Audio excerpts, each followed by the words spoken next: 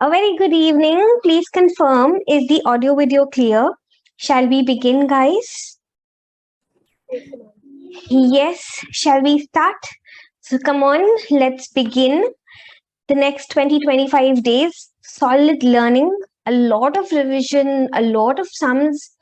I hope you have your calculators with you, your basic stationery with you. Yes, so in our session today, we're going to start off with the basic concepts. Before I start off, a few tips and tricks so that your sessions are as effective as I want them to be. Number one, please keep all your stationery with you so that you don't have to keep getting up every now and then. Number two, please make sure that you participate as much as possible. Participate in the chat box because when you give the correct answer, it boosts your confidence level. All right. And at this stage, when we're just 2 months before the examination, it matters that we are confident. Only if you're confident will we, be able to do the rest of our preparation in a carefree manner. All right. So participate as much as you can. Number three, whenever you are asked to solve a question on your own, please do it because that is when you will know whether you're making a mistake or whether you have understood the problem. All right. And number four, guys, these 25 days, please have fun. I know it's very close to the exam and you're stressed and you're very demotivated, you're underconfident, but it's fine. We are close to the examination. It's fine. We will still do as well as we can. All right. We will put in the best that we can because our aim is nothing below an exemption. And if we are doing both the groups, our aim is nothing below a rank. Yes, you agree with me? Yes. So come on, guys. I know you might be stressed, you might be tensed, but put it all aside.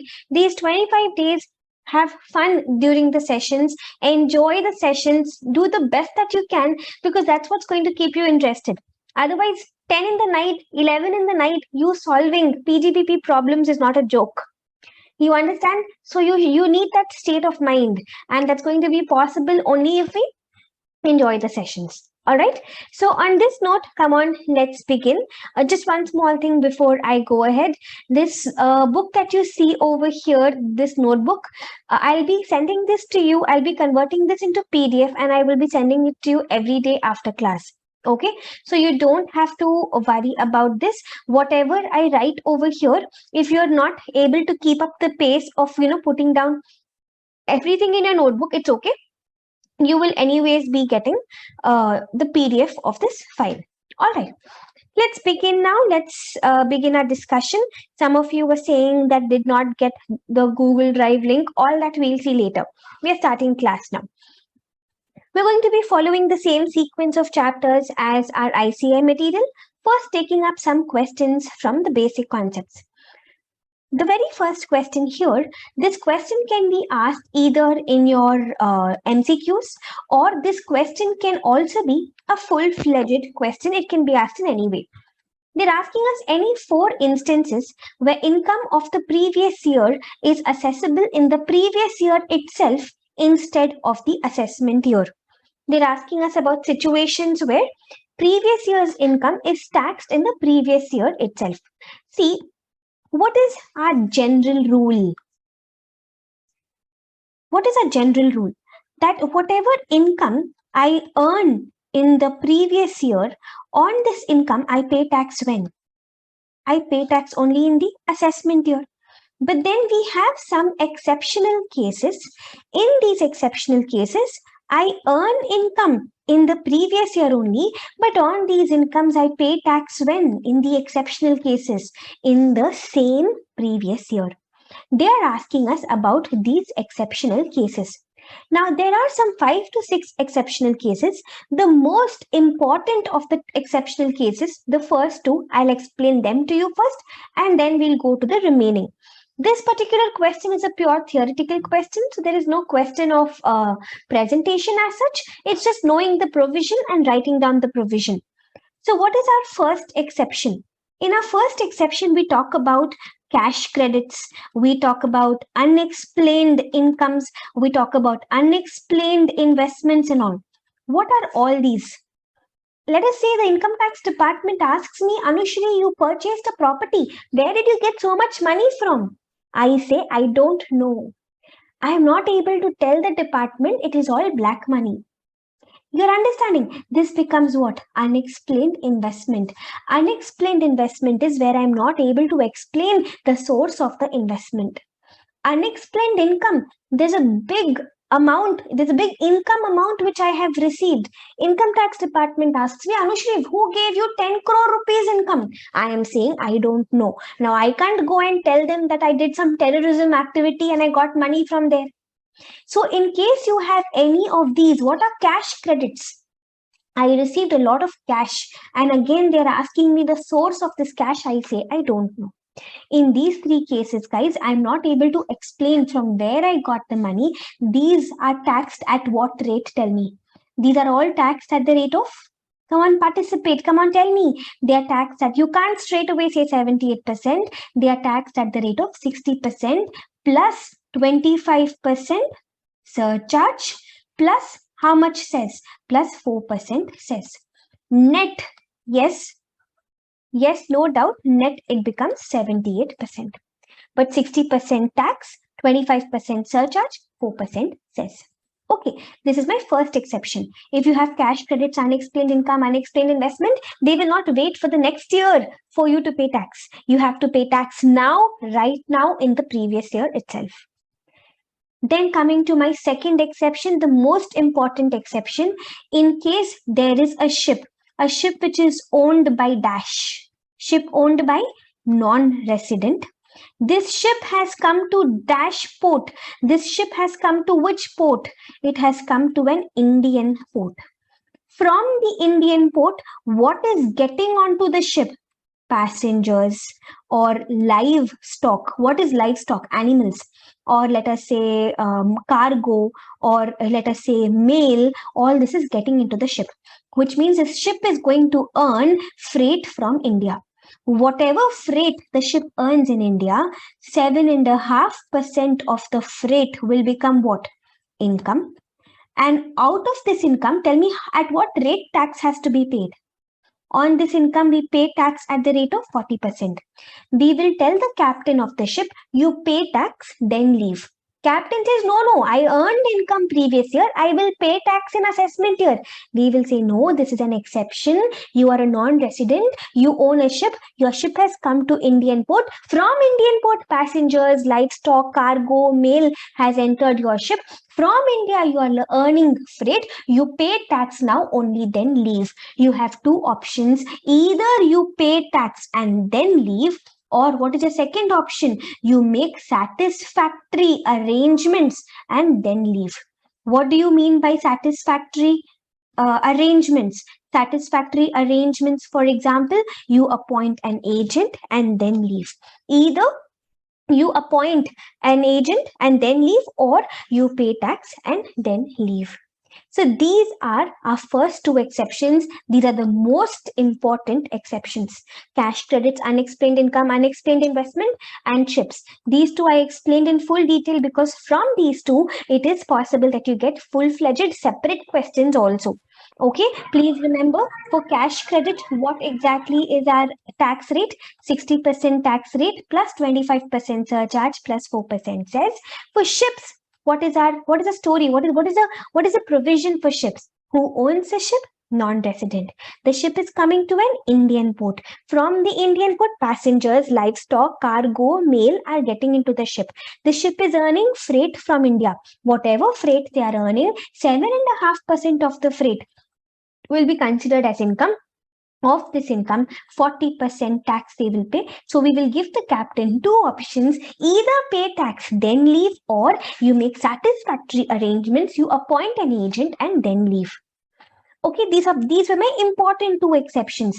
Now you tell me, what are the other exceptions that you are aware of? Let us see how well you have revised. Come on. Any other exception that you can think of?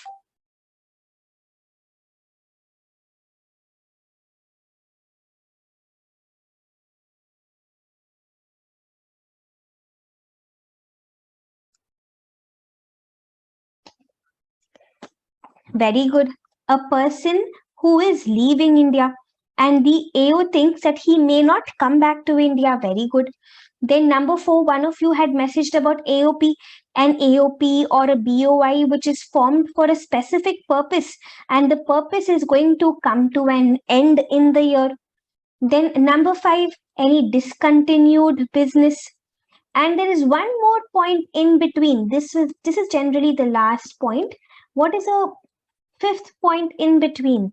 Any person who is disposing property with what intention? With an intention to evade tax. Okay, so these are our 6 exceptions. First 2 exceptions in detail we spoke. What is the third exception? Any person is leaving India and AO thinks he might not come back to India. So AO will stop him at the airport. AO will ask him to pay tax and then leave. Then if any AOP or BOI is coming to an end in this year, AOP will tell them this year's income you pay tax now itself. Then if any person is selling away his property so that he can avoid the payment of tax next year, the AO will ask him to pay tax now itself. And lastly, any discontinued business. Discontinued business alone, the AO has an option whether he wants to ask you to pay tax now itself or whether he wants to ask you to pay tax in assessment year. AO has an option. First 5 cases, AO has no options. In the first 5 situations, it is mandatory that the AO will ask you to pay tax now itself. In the 6th option, AO has an option. AO can ask you to pay tax now, or if AO thinks it is okay, AO can collect tax from you in the assessment year also. That is why we say in discontinued business, it is discretionary. Discretionary means what? It is optional. Optional, whose option? AO has an option. What option? Either collect tax now itself or postpone it till the next year. Disposing property, Mohammed Hafiz, this is simple. This is nothing but any person is selling away the property now itself. He is thinking, anyways, tax has to be paid next year. By next year, I will escape. He's selling property today. He's making a lot of money with an intention that he will escape by the time it is time to pay tax. So if the AO has proof about this, AO can ask you to pay tax now itself. AO will say, no, I will not wait till next year. You pay tax now itself. Understood, Mohammed Hafiz? Yes, so this is it about our 6 exceptional cases, guys. Cash credits, ships, any person leaving India, AOP, BOI formed for a specific purpose, disposing property with an intention to evade tax, and any discontinued business. Did you all listen to my option point? Did you follow that point? Yes, it is an option. It is an option in which case? Only in the last case, it's an option. The AO can ask you to pay tax now or later. But all other cases, it is discretionary. Okay, so this was it with our very first question. The question had asked us only about 4 instances. We spoke about all the 6. Now listen, if this question comes in your examination, they're asking you for 4 instances. How many instances will you write about? There are total 6 instances. They're asking you 4 instances, 4 marks. How many instances will you write about? If you are confident, you will write about 4. But if you think, no, I am doubtful about one of them which I wrote, then you can write 5, write 1 extra to always be on a safer side. Okay, so this was our first question, a mock test paper question only. In this, I'm very particular about this question, especially because of the cash credits point and shipping business point. Okay, come on, let's go to the second question now. Second question, they're just asking us what is assessment year and what is previous year. There is a reason why I brought this question for discussion. We all know previous year is a year in which I earn the income. Assessment year is a year in which I pay tax on the income. Definition, all this we know. There's a reason why I wanted to discuss this with you. Please listen.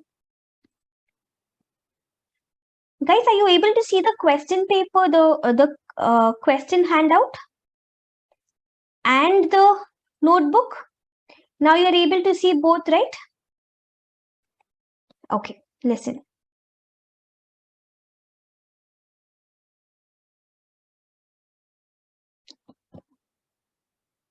One moment. So, I'm going to be having one small discussion with you. This is going to be a comparison of Income Tax Act and Companies Act. Okay, both my papers, I'm going to compare them. Now let us say a company, okay, it got incorporated on 1st June 2021. You tell me what will be the first previous year for this company.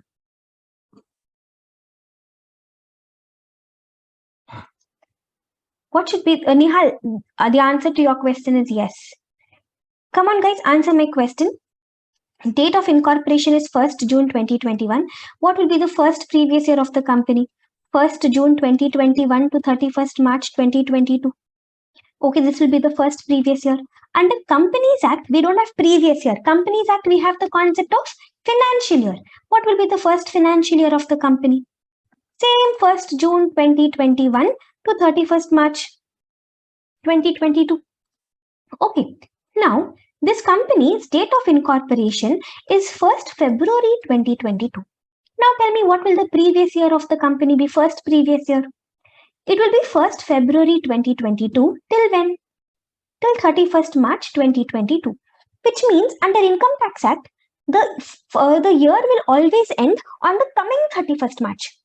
Coming 31st March. It can even be a very small previous year. It can also be 1 month, 2 months, even 2 days, 3 days. It can be a very small previous year. It will always end on the coming 31st March.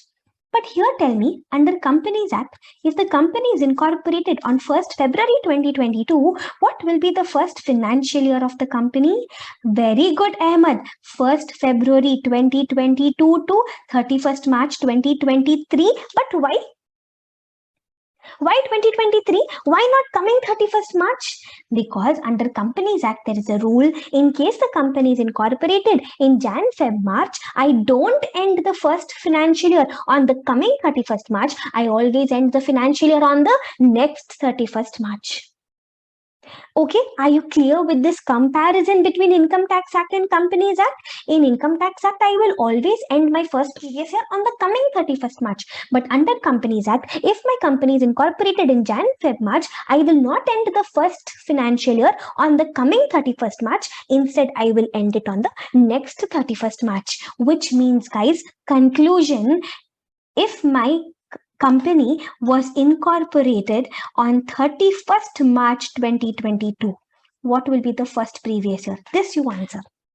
I'll wait for you. I'll wait for your answers in the chat box. Incorporated on 31st March 2022. What will be the first previous year? Come on, start sending. Don't wait for each other's answer. It will be 31st March 2022 till 31st March 2022 itself, which means even 1 day long previous year is okay. Just 1 day long previous year is also okay. Amazing answers, guys. Very good. Companies Act, tell me what will the first financial year be? 31st March 2022 till next 31st March 2023. All right, now to conclude, under Income Tax Act, we can have a 1 day long previous year also. But tell me, under Income Tax Act, is it ever possible to have more than 12 months long income? Is it possible to have more than 12 months long previous year? No. Is it possible to have more than 12 months long? Impossible. It always has to be less than or equal to 12 months. But under Companies Act, tell me, more than 12 months financial year, is it possible?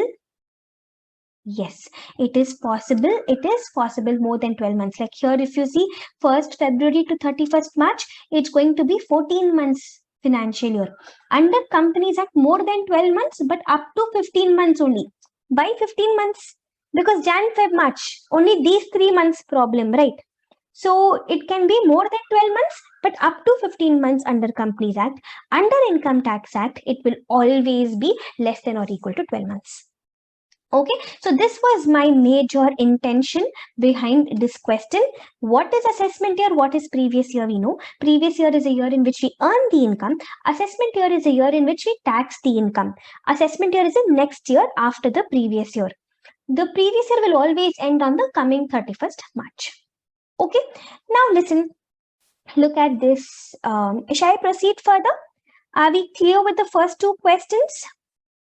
I hope you're able to keep up with the pace, guys. Yes, right? Awesome. Now listen. The third question, MCQ. Under the provisions of Income Tax Act 1961, person will not include whom? Take your time, give me the answer. Person will not include whom?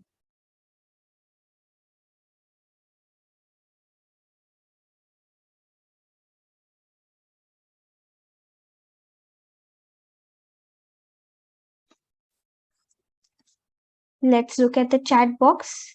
Everybody has given perfect answers. Very good, guys. The answer is Indian branch. See, it's a negative question. It is asking us will not include whom. In the examination, when you get questions like this, in the examination environment, it becomes difficult for a brain to process this. Okay, so make it easier for your brain. A body corporate incorporated in a country outside India. I'm talking about a foreign company. Foreign company is also a person? Yes. LLP is also a person? Yes. Local authority is also a person? Yes. Indian branch of a foreign company will not be a separate person. It will be considered as a part of what? It will be considered as a part of foreign company itself. It will not be a separate person altogether. So which is not included? Indian branch. This is going to be the correct answer. So when you get negative questions like this, do this kind of thinking. It is not, it is. Do this kind of thinking and see the odd one out. That will give you your correct answer. All right. Now the next question. XYZ LLP falls under which category of persons? Simple question. It falls under which category? It will be a firm. Now see, generally what happens is, for LLP in Income Tax Act, separate rules and regulations are given in many places. In case for a particular provision, for LLP, if separate provisions are not given, then whatever provisions are applicable to firm, those provisions itself we apply for LLP also. That is the significance of this point. Generally, for LLP, separate provisions are given everywhere. But wherever separate provisions are not given for LLP, in those cases, what do we say? Whatever provisions are applicable for firm, that itself is applicable to LLP also. Okay, that is your fourth question. Before I come to the fifth question, there was one more thing I wanted to discuss with you. By the way, it has been some time since we discussed the first question. Let us do a small memory testing. Tell me, cash credits, what is the tax rate? In cash credits, what is the tax rate? 60%. And what is the surcharge rate? 25%. Always tell me, surcharge is always calculated as a percentage of what? 25% surcharge, okay, but surcharge is always a percentage of tax, or is it a percentage of income? It will always be a percentage of tax. Okay, you know this. Then we say 4% says, this 4% says what is the breakup? We have 2% education says, then we have 1% higher education says, and then finally we have 1% of health says. Remember this. Okay, and by the way, one more question. Tell me, will the surcharge rate increase or decrease according to the change in the amount of cash credit? If cash credit is 5 crores, will it change? If the cash credit is 1 lakh, will it change? No, it is flat. It is standard. Always 25% surcharge, always 4% says mandatory. Okay, one last question. Tell me, then we'll go to the next question. Tell me, what is the tax rate for non-resident ships? Tax rate. Tax rate is 40%. And how do you calculate income? Income will be what percentage? 7.5%. What if 7.5% comes up to 1 lakh rupees, but the actual income is, let us say, 1,20,000 rupees? Then which number will you pick? 7.5% of rate is 1 lakh rupees, but actual income comes to 1,20,000. Then what will you pick? You will still pick 7.5% only. The law says, I don't care. Did we understand this? Shridev, are we clear? We don't care about the actual number. We don't care about what the actual number is. We always take 7.5% only. My actual income may be less than 7.5%, maybe more than 7.5%. I will always pick the 7.5% number only. Okay, so this was it about our entire discussion regarding the first 4 questions. Through our first question, we learned about the exceptions to previous year assessment year. Through our second question, we learned under Income Tax Act, previous year can be anything up to 12 months, can't be more than 12 months, can even be 1 day long. But under Companies Act, it can be even more than 12 months, but up to 15 months. Through our third question, we learned about who is a person. Through our fourth question, we learned that even firm comes under LLP. Now coming to our fifth question. This is going to be a computation question. Let us read it first. Mr. Ashutosh, aged 65 years and a resident in India, has a total income of 3 crore 20 lakhs, comprising LTCG taxable under section 112 57 lakhs, LTCG section 112A 65 lakhs, other income of 1 crore 98 lakhs. What would be his tax liability for assessment year 21-22? Assume Mr. Ashutosh has not opted for the provisions of section 115 BAC. Now, first of all, you tell me what exactly comes to your mind when you read this. Please tell me.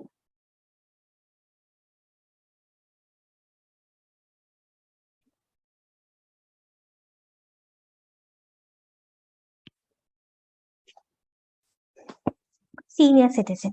See, when do you call a person a senior citizen? Question number 5. When do you call a person as a senior citizen? Tell me, what are the conditions? If he's 60 and above, will I call him senior citizen? Is that the only condition? No. That's a very common mistake which students make. Even most of your answers here, similar mistake. Just because he is 60 or above, you can't call him a senior citizen. There are 3 conditions. A senior citizen is an individual who fulfills 3 conditions. Condition number 1, he should be an individual. Condition number 2, he must be a resident. Condition number 3, he must be 60 or more than 60 years of age when he must be 60 or more than 60 years of age in the previous year. Okay, all the 3 conditions should be fulfilled. Only then I call my assessee as a senior citizen. Okay, this 5th question, guys, I know some of you might be thinking it's a straightforward computation question, but there are a lot of points here which I want to discuss with you all. I want to revise with you all so that as we go chapter after chapter, we don't face a problem later. So please be a little patient. Okay, so senior citizen, who is a senior citizen? He's an individual, he's a resident, and he is at least 60 years of age. He's 60 years of age when? In the previous year. Now, what is the significance of this part? Listen to me. I am telling you this. You will remember this till your exams. For sure, you will remember. Just because you see 60, you will not blindly say he is a senior citizen. You will say that he is a senior citizen only if he fulfills all these conditions. Guys, one moment. There is one student who's trying to enter with weird names. We don't even know who he is. Just give me one moment, guys.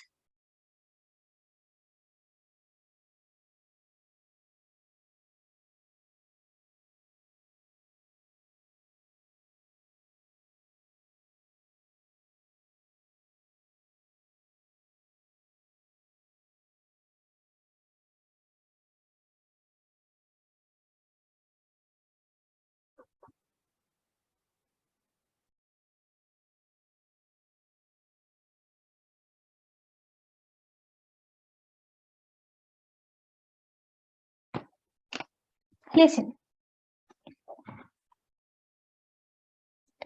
Nahala, are you here? Yeah. Okay. Senior citizen, first condition, individual resident at least 60 years of age. Now, there is a significance of this 60 years of age in the previous year. Answer my question. If my assessee's date of birth is 1st April 1947, tell me in which previous year assessment year will you say he is senior citizen? Calculate and tell me. His birthday was on 1st April 1947. So, which previous year assessment year will you say that he is senior citizen?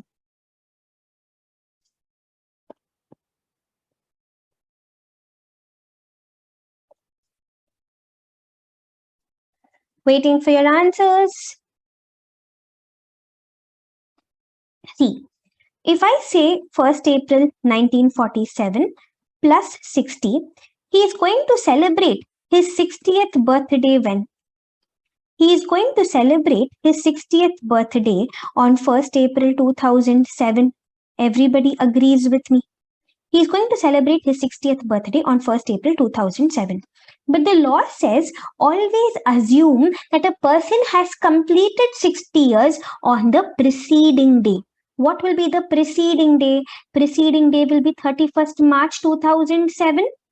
He will be celebrating his 60th birthday on 31st March on 1st April 2007. No doubt this is going to be his 60th birthday. But the law says assume that he has completed 60 years on the previous day. So on 31st March 2007, we will say that he has completed 60 years. This date falls under which previous year? This date is going to fall under previous year 6-7, which assessment year? Assessment year 7-8. You know why the law says assume it got completed on the previous day? See, if Jan 1 is start of the year, what is end of the year? If this is the start of the year, when is the end of the year? If Jan 1 2022 is start of the year, do you say Jan 1 2023 is end of the year? No, right? You say December 31 December 2022 is end of the year. The year always ends when? On the preceding day. Why? Because on 1st Jan 2023, what will happen? New year will start. The next year will start. So similarly, on 1st April 2007, it is his 60th birthday, okay, but his 61st year will start on 1st April 2007. His 60 years got over on the preceding day. That is why we will look at the preceding day. Which year does this fall under? 2006-7. This is going to be my first previous year, and this is going to be my first assessment year. If you understood this properly, can you tell me which year will you say is he a super senior citizen? You should correctly be able to tell me. Which year will you say he is super senior citizen? Which previous year? Which assessment year?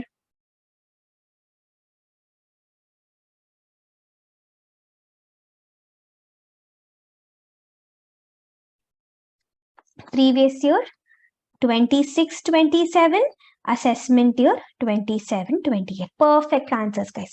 Looks like you have understood. Same way I will calculate 1st April 1947 plus 80 years will be what? 1st April 2027. But he will complete 80 years on the preceding day, 31st March 2027. This is going to fall under previous year 26-27, assessment year 27-28. Okay, so this was one thing I wanted to discuss with you, that he must be 60 years of age, 80 years of age in the previous year, preceding day you should look at. Now listen to my next point. They are asking us to calculate the tax liability of the assessee.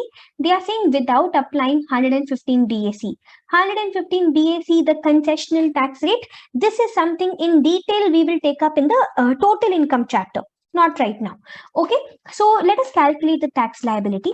In tax liability, what is the very first step we are supposed to do?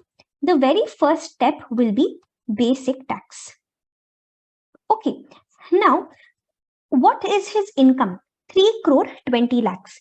He is an individual and he is senior citizen. His total income is 3 crore 20 lakhs. Which slab does he fall under? The third slab, more than 10 lakh slab. Yes. So if he's going to fall under the more than 10 lakhs slab, then tell me what is his tax calculation? What do you do? 1,10,000 plus 30% of his income in excess of 10 lakhs. Do you agree with this? Have you done this? Do you need explanation for this, or do you know this? This I'm hoping you know. You know how we got 1,10,000, right? Up to 10 lakh, you anyways have to pay 1,10,000. My assessee here is a senior citizen. Why senior citizen? Because he's an individual, he's a resident, and he's 60 and above. So what will his basic exemption limit be? His basic exemption limit will become 3 lakhs. If his basic exemption limit is 3 lakhs, 3 lakh to 5 lakhs, he will have to pay 10% tax. 5 lakh to 10 lakh, he'll have to pay 1 lakh tax. So if his income is more than 10 lakh, 1,10,000 he anyways has to pay. This 1,10,000 plus 30% tax. 30% of what? 30% of whatever income he has earned more than 10 lakh. Can you quickly go ahead, calculate this number and tell me what do you get?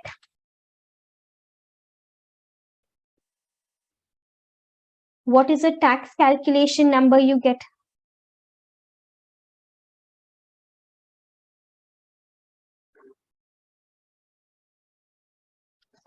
94 lakh 10,000. Okay. This is what you would have calculated generally. But in this question, if you see, this 3 crore 20 has a breakup. It has 112.57 lakhs, LTCG 112.65 lakhs, other income of 1 crore 98 lakhs. So will this calculation be correct? No, I just wanted to show you this calculation once, that I just wanted to check whether you're sure about these numbers. So had it been more than 10 lakhs, 1,10,000 plus 30% of the excess. But here obviously we can't do it this way. We'll have to split our income and we'll have to calculate accordingly. Listen to me. So what is our income now? 3 crore 20 lakhs. What are the parts of our income? My total income is 3 crore 20 lakhs. How much section 112 LTCG do we have? We have 112 LTCG 57 lakhs. Then section 112A LTCG, how much do we have? This is 65 lakhs. And what is our other income? Other income we have 1 crore 98 lakhs. Now tell me, basic exemption limit, you told me 3 lakhs. That basic exemption limit, you will apply to which of them first? We will apply basic exemption limit to this other income first. Yes. So what is my tax going to be? Calculate on 1 crore 98 lakhs. Can you calculate the basic tax and tell me? Let us see if you're able to give me the correct answer. On 1 crore 98 lakhs, calculate the tax and tell me. I just showed you how to calculate. Perfect answer, Bhavya Shri. Very good, Shahana, Denik, Shridev, Jumana. All correct answers. How will I calculate? I will say 1,10,000 plus 30% of my income in excess of what? In excess of 10 lakhs. So 1 crore 98 lakh minus 10 lakh into 30% plus 1,10,000. This is going to give me 57 lakh 50,000. I'm calculating basic tax right now. Okay, then tell me on this 112A LTCG, how to calculate tax? At what rate? Tell me first of all. 112A LTCG. Do you remember 112A LTCG? It is at listed equity shares, listed units of equity oriented mutual funds, listed units of a business trust. We have tax rate of 10%. But do you remember 1 lakh exemption? On 1 lakh, you don't pay tax. So 65 lakhs is my LTCG. I will pay tax on only 64 lakhs. So 64 lakhs into 10%, what will you say?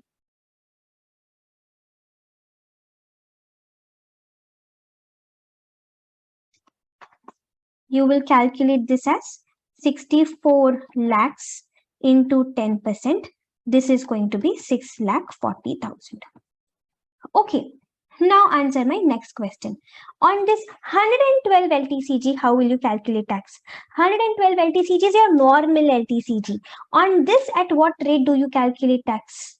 This will be 20%. So 57 lakh into 20%, how much will this be?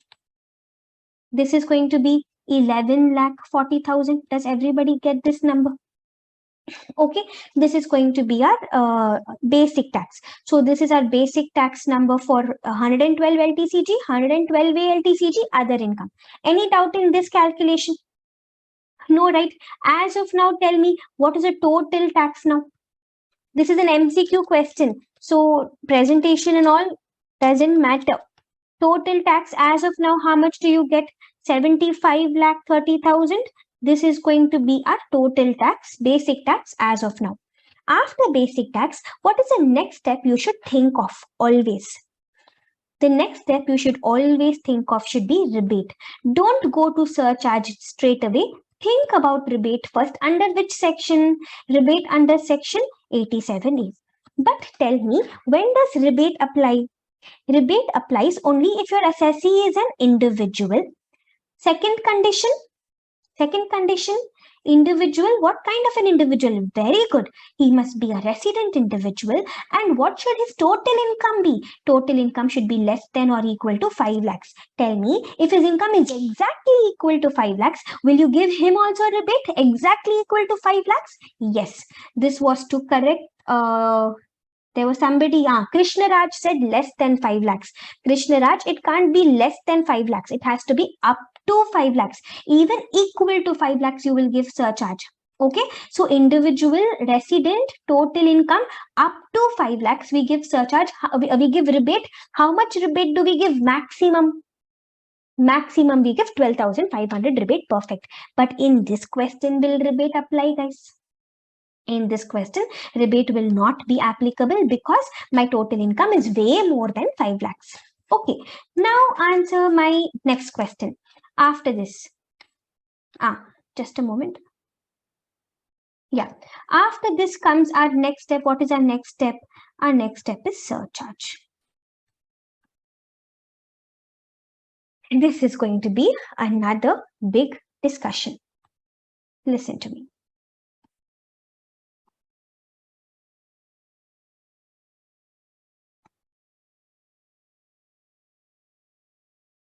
Guys, one moment. Some students are still trying to join in, and the first class always has this confusion. Guys, when you're joining in, please join in with your full name. All right, because when you join in with the name of your phone, we don't even know who it is. All right, now listen to our next discussion, surcharge. Before we start calculating surcharge, I want to have a small discussion with you. I'm talking about the surcharge rates which are applicable for individuals.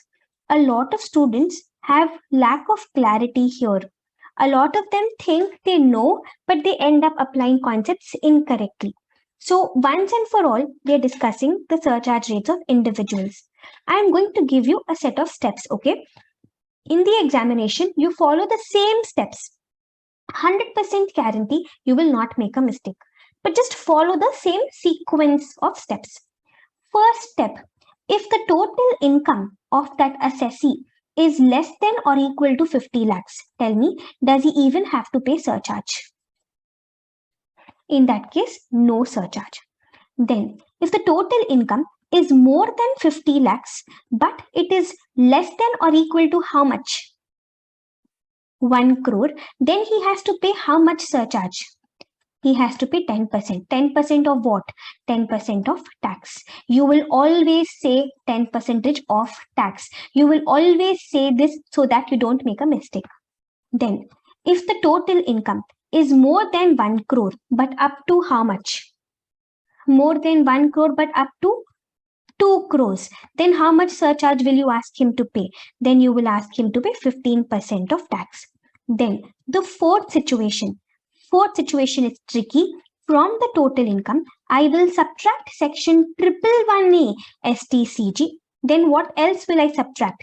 I will subtract section 112A LTCG, and I will also subtract my dividend income.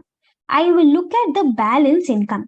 If this income is more than 2 crore, but up to how much?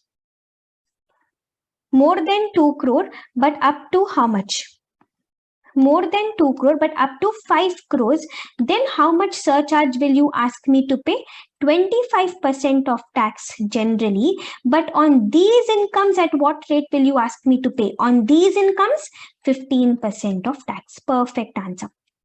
Okay, then coming to my fifth situation, if the total income minus section 111A STCG minus section 112A LTCG minus dividend, I am again looking at the balance. If this balance is more than 5 crores, then what is the surcharge rate? Tell me. 37%. Very good. 37% of tax. But again, on these three incomes, I will still pay how much? On these three incomes, I will still pay 15% of tax. Last situation, what if situation 1 is also not applicable, 2 is also not applicable, 3 is also not applicable, 4 is also not applicable, 5 is also not applicable? Then what will you pay? At what rate will you pay? Then you will pay 15% of tax as surcharge. You think in this sequence, no chance you will make a mistake.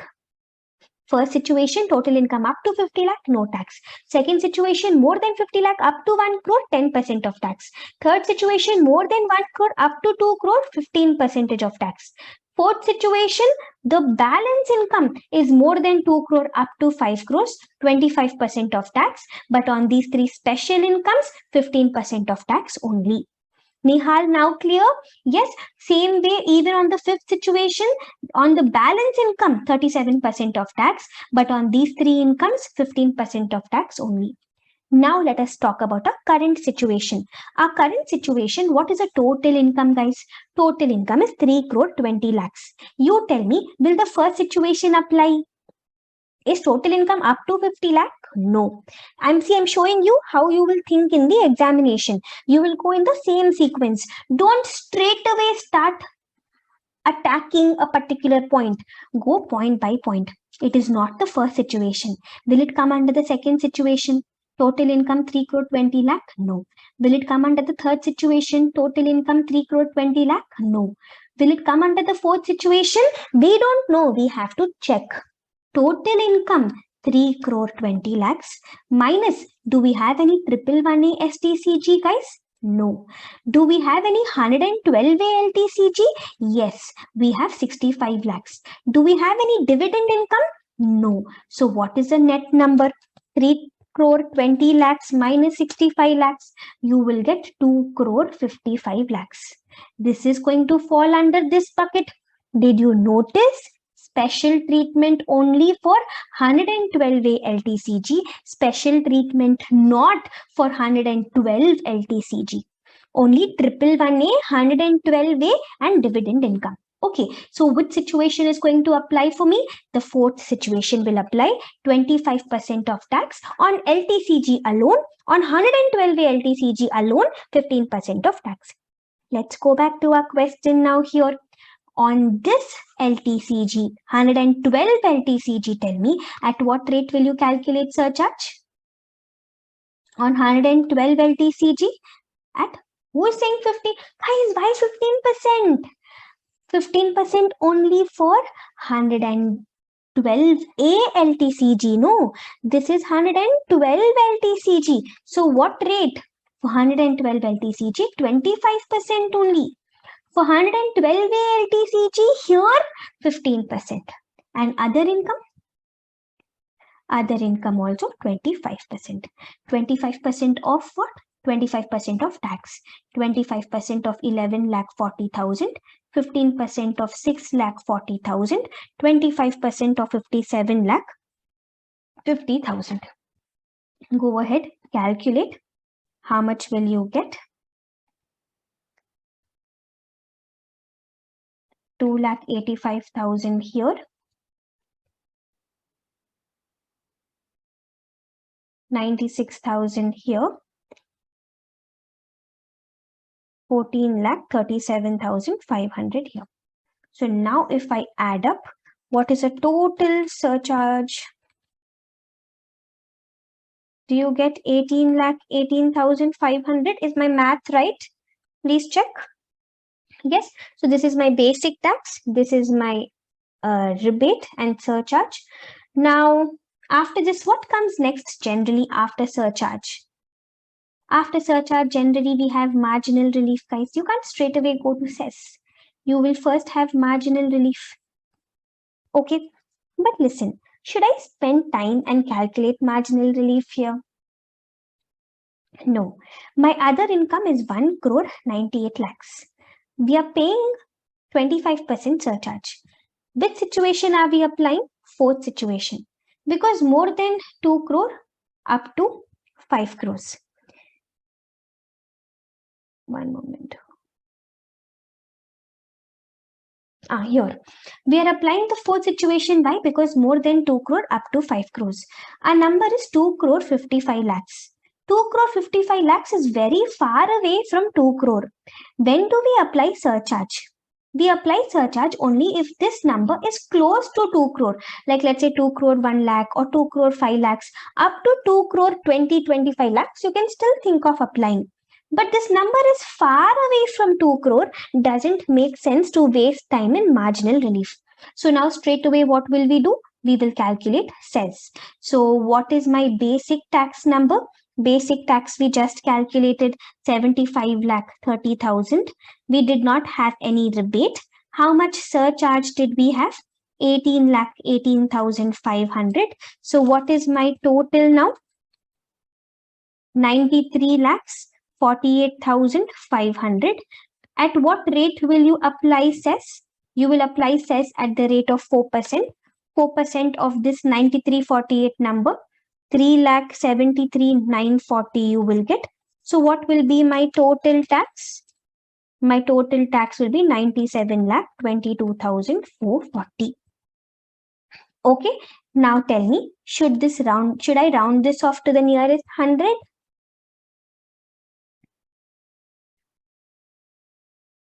I'm trying to confuse you. You are also nicely getting confused. Naima, no, I will not round off to nearest 100. I round off to nearest 10. Now tell me. But total income number, I should round off to nearest 100, correct? Total income number. No, very good. Even that has to be rounded off only to the nearest 10. Even total income, even tax, both has to be rounded off to the nearest 10. Story over. So what is our final answer now? 97,22,440. Which option? Here, option D. All right. So what did we learn through this discussion? Number one, we learned who is a senior citizen. We said senior citizen is an individual who is a resident and 60 or more than 60 in the previous year. Then we learned about the surcharge discussion. Surcharge discussion was the most important discussion here.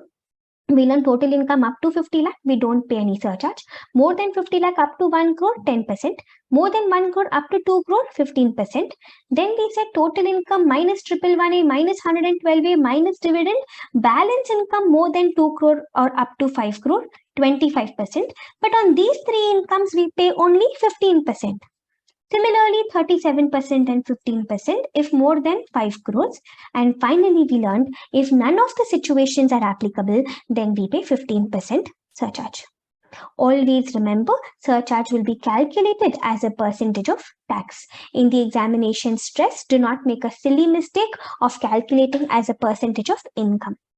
All right. See, whenever you are working out questions with me in this workout batch, please try to be as accurate as you will try to be in the examination. Because you know what, guys, I remember, I remember making a lot of silly mistakes myself when I was in my school and even when I was doing my CPT and intermediate. And that is when one of my professors told me, Anushree, you make a conceptual mistake and come in the examination, you will be able to forgive yourself. But 2 plus 2, you write 5 and come, you will not be able to forgive yourself. So you should avoid silly mistakes, and that will not magically happen in the examination. We need practice for that. Even now, as you're doing the sums with me, try to be as accurate as you will try to be in the examination. Okay, leave no scope for silly mistakes. Now that we are anyways discussing about surcharge and all, shall we complete the surcharge discussion? Shall we talk about surcharge of firms and all also? Okay, see, whatever we learned here, this surcharge rate will apply only for individuals? No, it will also apply to HUF, AOP, BOI, and AJP. These surcharge rates will apply to all of them. Okay, then tell me, what is a surcharge rate for firms, LLP, local authority, and cooperative societies? For them, I will have two situations, guys. Situation number 1, if their total income is up to 1 crore, tell me, will I ask them to pay any surcharge? In that case, no surcharge. But what if their total income is more than 1 crore? Then what rate? 12% surcharge. Here, no special treatment for 111A, 112A dividend and all. No special treatment. Okay, 12% surcharge, that's all. Now coming to the next blockbuster, company. If it is a company, first of all, you will check what kind of a company. You will check, is it a foreign company, or you will check, is it a domestic company? Okay, now here you will see what is the income. If the income is up to 1 crore, will you ask them to pay any surcharge? No. If their income is more than 1 crore but up to 10 crore, foreign company, what rate will you ask them to pay surcharge? 2%. Foreign company, 2%. Domestic companies, 7%. Okay. What if their income is more than 10 crore? Foreign company, how much you will ask them to pay? 5%. Domestic company, you will ask them to pay 12%. No special treatment for 111A, 112A and dividend and all. This is it with our surcharge discussion. Okay, and before I close this chapter, just another 1 minute, I also want to discuss with you about tax rates for company. See, company may either be a foreign company or it may be a domestic company, guys. If it is a foreign company, tell me, what will the tax rate be? No basic exemption limit, nothing, straight away 40% tax rate. Yes, if it is a domestic company, you will have 4 options. Yes, there are 4 options. If section 115 BAA is applicable, does anybody remember under 115 BAA what is the tax rate? Does anybody know? Under 115 BAA, the section is not applicable to you, but the tax rate you should know. It is going to be 22% tax plus how much surcharge? You always have to pay here 10% surcharge and always you have to pay 4% cess. I will not talk about cess because cess is something which we anyways have to pay. Okay, then if section 115 BAB is applicable to you, then what will be the tax rate? 15% tax plus 10% surcharge. Surcharge here also? Yes. Then you will look at 2 years back before we come to the third bucket. Tell me, for your examination, which financial year, which previous year are you applying? It's going to be previous year 21-22. Financial year, assessment year 22-23. And which Finance Act are we going to apply for your exam? Finance Act 2021. Right. Now, the third bucket, you will see 2 years back. 2 years back means what? If I minus 2 years, I'm talking about which previous year then? I am talking about previous year 1920. Previous year 1920's turnover, if it is less than or equal to 400 crores, then tell me how much tax rate will you apply? Very good, guys. 25% tax rate will be applicable. Otherwise, what is the general tax rate? General tax rate 30%. So, obviously, tell me, which of them will you give priority first? You will first try to see if 115 BAB is applicable for you, because that is going to be the most beneficial, right? Only 15%. No, it is not applicable. Then second preference you will give to 115 BAA. Even that is not applicable. Then you will try to apply 25%. You will go to 2 years back turnover and you will see, is it up to 400 crores? No, it was more than 400 crores. No choice. Now you will apply 30%. Good revision? Yes. So with this, guys, we are done with the discussion regarding our first basic concepts. Okay. Meenakshi is asking us about firm LLP. Here, very simple, Meenakshi. Did you have a network issue or something in between? Yes. See, for network issues, don't ask me for repetitions, okay? Because you anyways get recordings for that. Otherwise, so many of us, every time somebody or the other will have a network issue, we will end up wasting too much time. All right. But let me repeat here. Let me re-explain here one part. Firm LLP LA, cooperative societies, up to 1 crore, no surcharge. More than 1 crore, 12% surcharge. Companies, up to 1 crore, no surcharge. 1 crore to 10 crore, 2% for foreign company, 7% for domestic company. More than 10 crore, 5% for foreign company, 12% for domestic companies. Okay. After this, here, this was a tax rates relating to companies. Tax rate of companies, is everybody clear? Yes, foreign company, 40%, no complication there. Domestic company, you try 115 BAB first, 15%. 115 BAA, 22%. 2 years back turnover, if it's up to 400 crores, 25%. Otherwise, generally 30%. Okay, so with this, we come to an end to our basic concepts chapter. Our major learning here has been the exceptional cases where previous year income I tax in the previous year itself.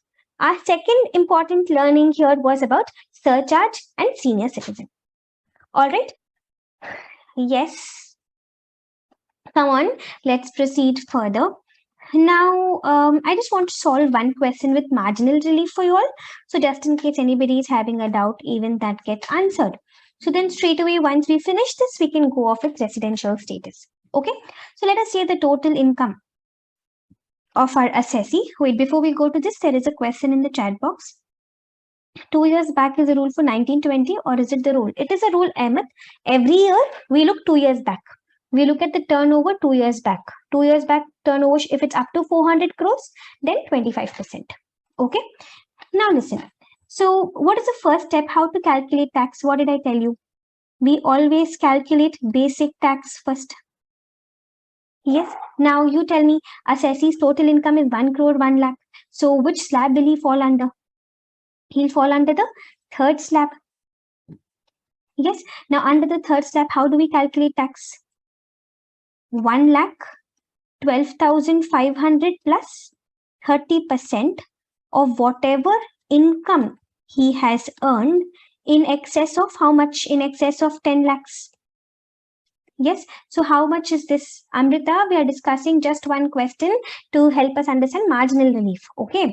So basic tax is 1,12,500 plus 30% of my income in excess of 10 lakhs. How much does this work out to? This is going to be 28,42,500. Okay. What do we think about next always? After basic tax, we think about rebate. Very good. Jumana, you can't straight away go to surcharge. Think about rebate first. Now tell me, will rebate apply here? Assessee is an individual. Assessee is a resident. But total income, is it less than 5 lakh? No. Hence, no rebate. Now what comes our next step? Surcharge. You tell me, total income is 1 crore 1 lakh. So we will again go in the same sequence. Okay. Is the total income up to 50 lakhs? Is the total income up to 50 lakhs? No. Is the income more than 50 lakh up to 1 crore? No. Is it more than 1 crore up to 2 crore? Yes. So what will be my surcharge rate? my surcharge rate will be 15%. So surcharge rate will be 15% of what? 15% of my tax number, 15% of 2842,500. How much does this work out to? This works out to 4,26,375. Does everybody agree with this? This is going to be my surcharge number. Okay, now after surcharge, what do we think about next always? Marginal relief. Now tell me, why did you give me 15% surcharge? You gave me 15% surcharge because total income was more than 1 crore up to 2 crore. My total income is 1 crore 1 lakh. It is very close to 1 crore. My total income 1 crore 1 lakh is very near to 1 crore. So I will think about marginal relief. If your total income is close to the lesser number, why am I picking 1 crore? You will always pick the lesser number. Why are you paying 15% surcharge? 15% because total income is more than 1 crore up to 2 crore. Because of this reason, you are paying 15%, which is a lesser slab, 1 crore. My income is very close to 1 crore. So I will think about marginal relief. In marginal relief, I will have its own steps. First of all, I will assume income is how much? I will assume total income is 1 crore. For 1 crore total income, I will calculate basic tax. What will basic tax be? 1,12,500 plus 30% of my income, 30% of 1 crore in excess of 10 lakhs. Calculate and tell me how much does this come up to?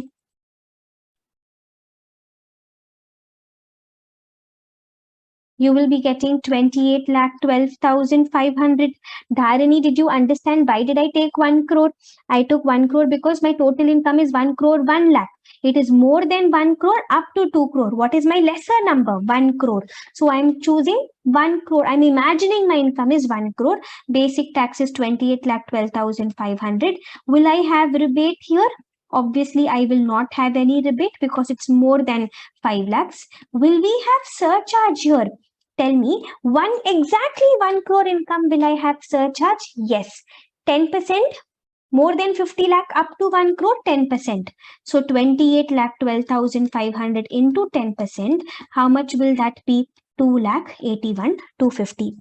Now guys, if my total income was 1 crore 1 lakh, how much tax were you asking me to pay? Total income 1 crore 1 lakh. How much total tax were you asking me to pay? 28,42,500 plus 426,375. You were asking me to pay 32,68,875 tax.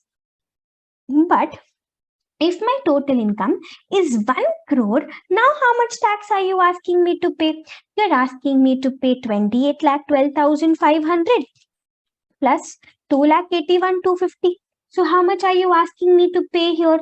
30,93,750. So how much extra income I earned? 1 lakh extra income I earned. How much extra tax are you asking me to pay? You are asking me to pay 1,75,125 extra tax. For 1 lakh extra income, 1,75,000 extra tax you're asking me to pay. How is it even fair? If your difference in tax is more than your difference in income, you find the difference. What is the difference? The difference of 75,125, this becomes your marginal relief. Now, did you get your revision, guys, everybody? When do you get marginal relief? If your difference in tax is more than your difference in income, then you will have marginal relief. Okay, now let us calculate a final tax liability. Final tax liability, what is my basic tax? 28 lakh, 42,500. Then, do I have rebate? I don't have rebate. Do I have surcharge? Yes, I have surcharge. How much surcharge? 4,26,375 surcharge I have. Do I have marginal relief? We just calculated 75,125. Find the net number now. 28,42,500 plus surcharge 4,26,375 minus 75,125, 31,93,750. To this, what will I add? I will add cess at the rate of 4%.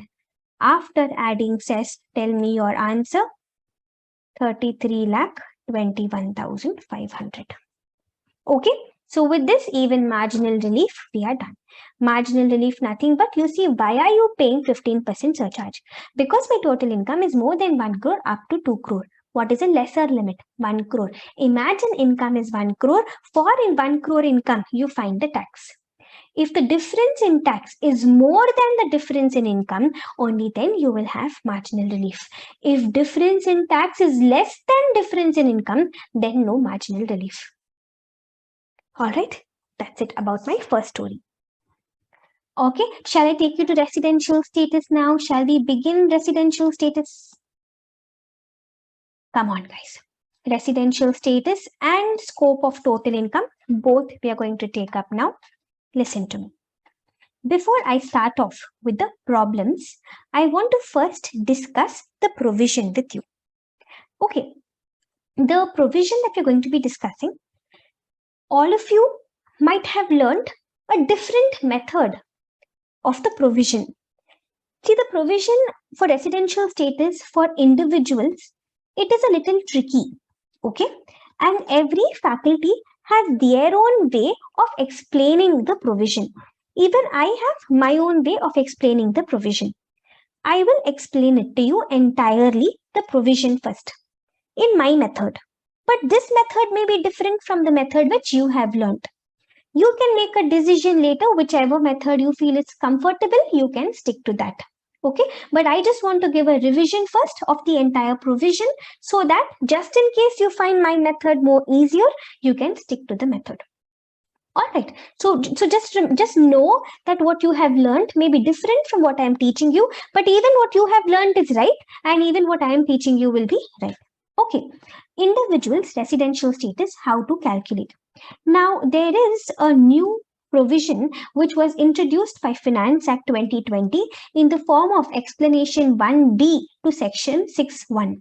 Section 6, subsection 1, explanation 1, clause B was introduced.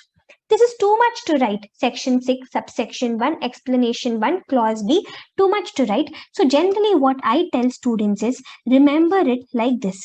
Imagine that there are two provisions. One is a special provision and the other is regular provision. Special provision, regular provision is just something that we use these terms. But these terms you should not write in the examination. It is only for us to identify. Okay, now when do you apply special provision? You should always give first priority to special provision. Only if special provision is not applicable to you, only then you apply regular provision. I'll repeat again, special provision, regular provision, these are our terminologies to make it easier for us. But these concepts and all these words you will not use in the examination. Examination how to present, I will tell you. Now, we'll always give first preference to special provision. We apply special provision only if three conditions are fulfilled. There are three conditions. If all the three conditions get fulfilled, I apply special provision. What are the three conditions? Condition number 1, assessee should be either an Indian citizen or he should be a person of Indian origin. Who is person of Indian origin now? Person of Indian origin means I will look at this group of assessee, his parents and his grandparents. I will look at this group of 7 people. There will be 7 people here, no? Because 4 grandparents, mother side, father side, parents 2 and assessee 1. So 1, 2, 4, totally 7 people in this group. I will see when were they born. Were they born before independence or were they born after independence? If they were born after independence, they should be born in India. If they were born before independence, they should be born in undivided India. What is undivided India? Undivided India means present day India, Pakistan and Bangladesh. Okay, now in this group, should everybody be born like this? No. In this group, any one person at least should be born like this. Then we will say assessee is person of Indian origin. For example, let us say, assessee, I myself born in New York. My parents also born in New York. But my grandparents, they were born, let us say one grandmother alone, she was born in Chennai. So now I become a person of Indian origin. You understood? In this group, any one person should be born like this in India or undivided India. Then I will become a person of Indian origin. Okay, now what is my second condition? Second condition, he must be settled outside India, and in the previous year, he must be coming on a visit to India. He settled outside India. He lives outside India. Previous year, he's only coming on a visit. Guys, visit means what? Visit means he's coming only temporarily. He is not coming to settle down here. He's coming only on a vacation, just to meet his parents, just to go to some temples. He's coming only temporarily. Okay, third condition, from his total income, if you subtract his income from foreign sources, it should be more than 15 lakhs. I have three conditions. If all the three conditions are fulfilled, special provision will apply. Even one condition not fulfilled, regular provision will apply. Till here, did you understand, everybody? Yes, what is my special provision? Condition 1, he should be an Indian citizen or a person of Indian origin. Condition 2, he must be settled outside India, but he must be coming on a visit to India. Condition 3, from total income, if I subtract income from foreign sources, the balance should be more than 15 lakhs. Who is a person of Indian origin? Either I myself or my parents or my grandparents should either be born in India or we should be born in undivided India. Visit means temporary visit. If all the conditions are fulfilled, then special provision will apply for me. Special provision, I have two basic conditions. Basic condition 1, basic condition 2. Out of the two basic conditions, if any one is fulfilled, then you will call me as resident.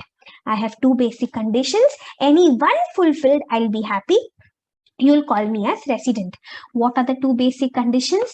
Basic condition number 1, in the previous year, assessee should have lived in India for at least 182 days. What is basic condition 2? Basic condition 2 has two parts. In the previous year, assessee should have lived in India for how many days? Tell me. Should have lived in India for at least 120 days. And in 4 preceding previous years, he should have lived in India for at least 365 days. In between both the conditions, I will put the word and will indicate when will you say basic condition 2 is fulfilled? Only if both these conditions is fulfilled. Previous year 120 days and 4 preceding previous years 365 days. Basic condition 1, basic condition 2, any one condition should be fulfilled. Then you will say assessee is resident. Okay, if my assessee happens to be a resident, if he is a resident, then you will apply 3 additional conditions. When do you come to additional conditions, guys? Only if he is a resident. Out of the 3 additional conditions, if he fulfills them all, then he becomes ROR. Basic condition, any one to be fulfilled. Additional conditions, all to be fulfilled, then he becomes ROR.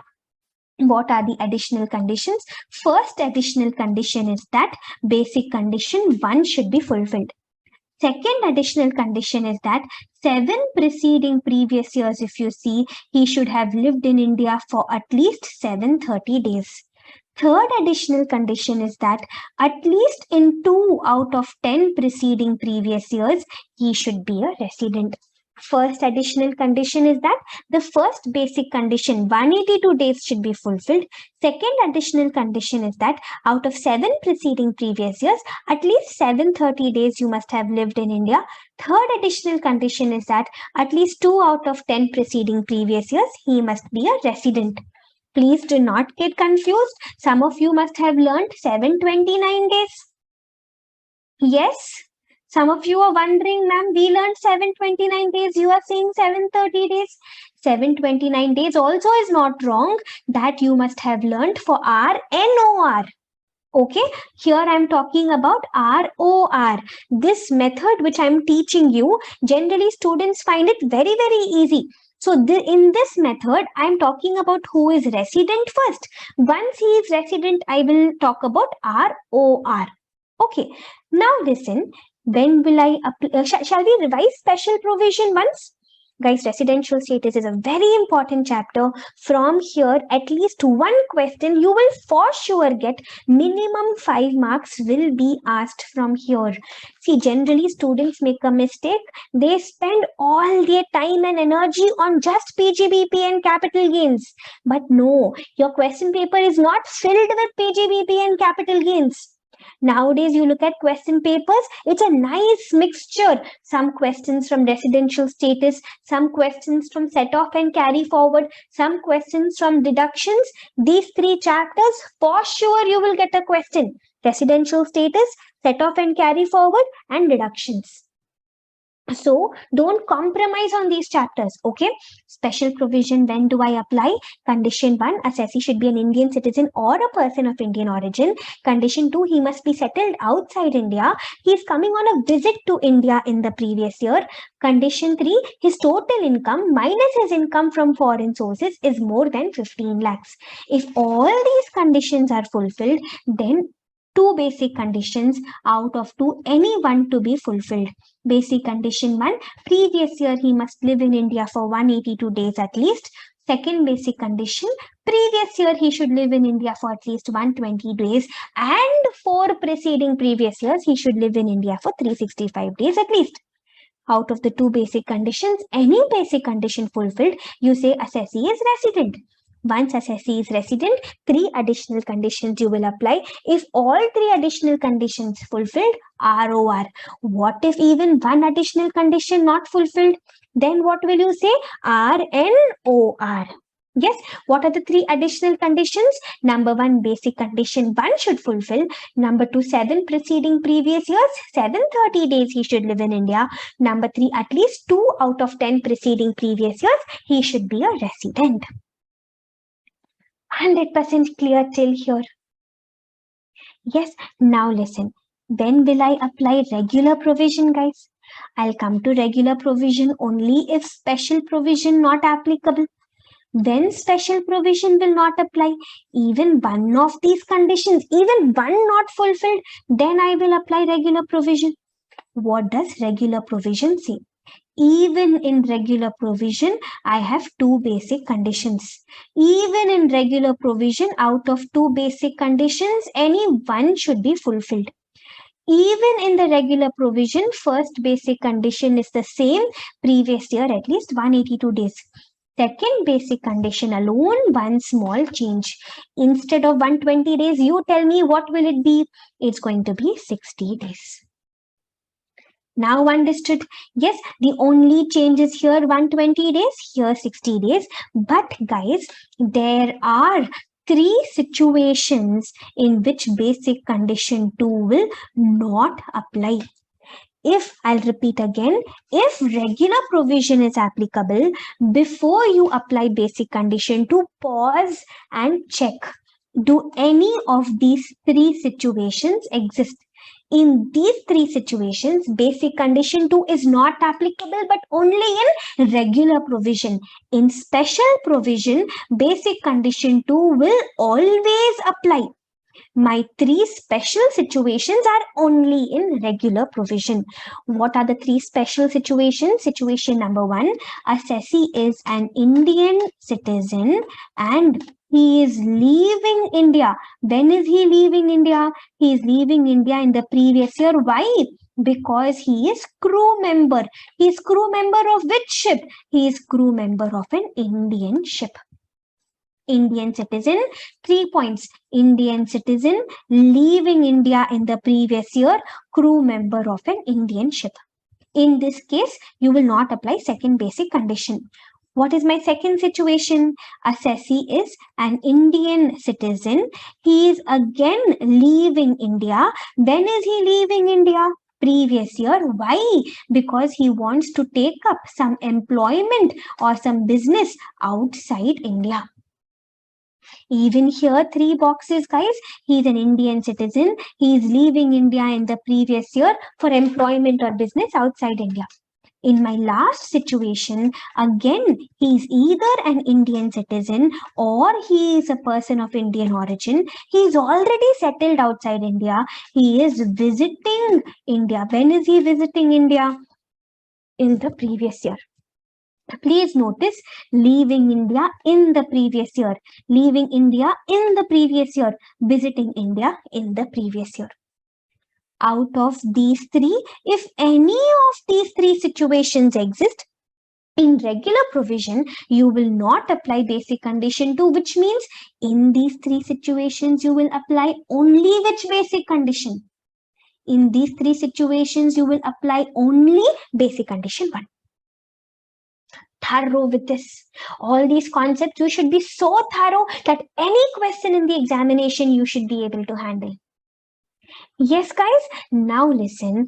If you conclude your assessee is resident, even here we'll have additional conditions. But here, if assessee is resident, you will have only 2 additional conditions. These 2 additional conditions, both should be fulfilled. If both the additional conditions are fulfilled, then you will say assessee is ROR. These additional conditions are same as the second and third additional condition. 7 preceding previous years, at least 730 days. 2 out of 10 preceding previous years, resident. Understood.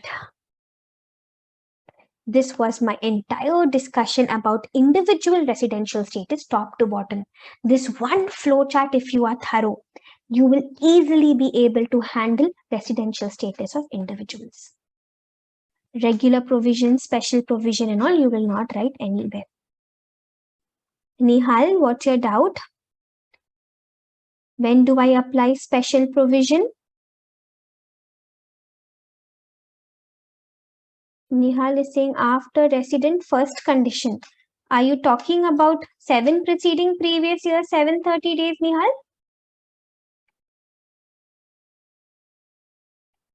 You're talking about basic condition 1? Nihal, you want to unmute and tell me? No, ma'am, to determine the ROR, that basic condition, first condition that I want to know. Oh, you're talking about this part. Yes, ma'am.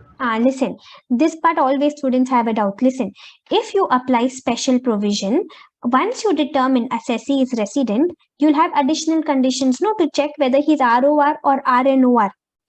In the additional conditions, the first additional condition is that basic condition 1 he must be fulfilling.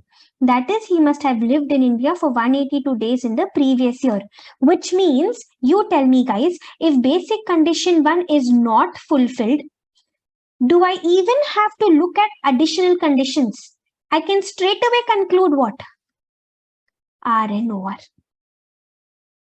Because in special provision, if you have to be ROR, basic condition 1 has to be fulfilled, first of all. So if basic condition 1 is not fulfilled, basic condition 2 is fulfilled, he is resident, okay. You don't even have to waste time in checking the other additional conditions, because basic condition 1 not fulfilled, additional condition 1 will not get fulfilled. So you can straight away conclude RNOR. Now understood, Nihal? Yes. Now Ritu is asking us a good question. Ritu, visit. This point about visit is here also. This point about visit is here also. But they are 2 different situations. In special provision, I talk about visit in my applicability itself. You're understanding, Ritu? In special provision, if he's coming on a visit to India, applicability itself will get attracted. Special provision itself will get attracted. In regular provision, when am I talking about visit? I'm talking about not applying basic condition 2. I will not apply basic condition 2 if he is visiting India. You will always try to apply special provision first. Only if special provision is not applicable, only then you will think about regular provision, all this. Understood? So yes, I'm talking about visit in 2 places, but there is no overwriting. There is no conflict, because I will always try this first. Only if this is not applicable, only then I will come here. Only if I come to regular provision, I will come to all this. Okay, now everybody is thorough about Residential status discussion, individuals discussion. Yes, see, you may have your own method of learning. You can make a decision now. Whatever you think is more convenient for you, you can stick to it. Generally, students tell me that they find this flowchart very easy. They say that using this flowchart, mistake scope is removed because they're able to follow the steps. If you think in this sequence, there is no scope of making a mistake. All right, so you can make a decision accordingly. Now, one last thing before I start working out questions for you. If my assessee is ROR, what kind of incomes are taxable for him?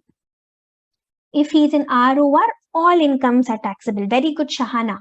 Whether it is an Indian income, whether it is a foreign income, I don't care. All incomes are taxable. But what if my assessee is RNOR? Then which incomes are taxable? If he's an RNOR, all those incomes which accrue in India. Accrue in India means what? Incomes which are earned in India, or incomes which are received in India. Also, if my assessee is having PGBP, it may either be business income or it may be professional income. If it is business income, and if the business is controlled where? Business is controlled in India. If it is a professional income, where is the profession set up? The profession is set up in India. Please notice the words, guys. Notice the terminology: controlled in India, set up in India. You know, very recently, I think 2-3 days back only, there was one webinar of ICAI Board of Studies. The Board of Studies chairman was discussing in that webinar that why students don't get the marks which they think they should get. One of the reasons he said was that they are writing very general answers, no keywords, general answers that they are writing as if they are answering BCom papers. Keywords are important. Business controlled, profession set up. You cannot mix these words. Business controlled in India, profession set up in India. All right. So ROR, all incomes are taxed.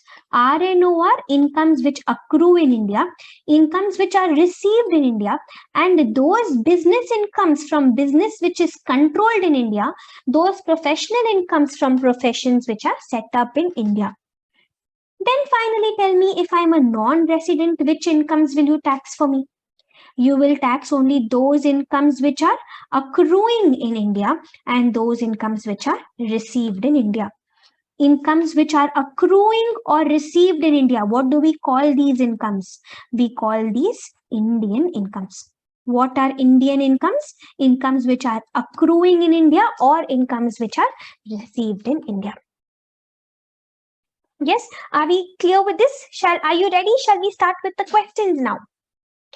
Yes, so you kind of understood how exactly we are going to proceed with this batch.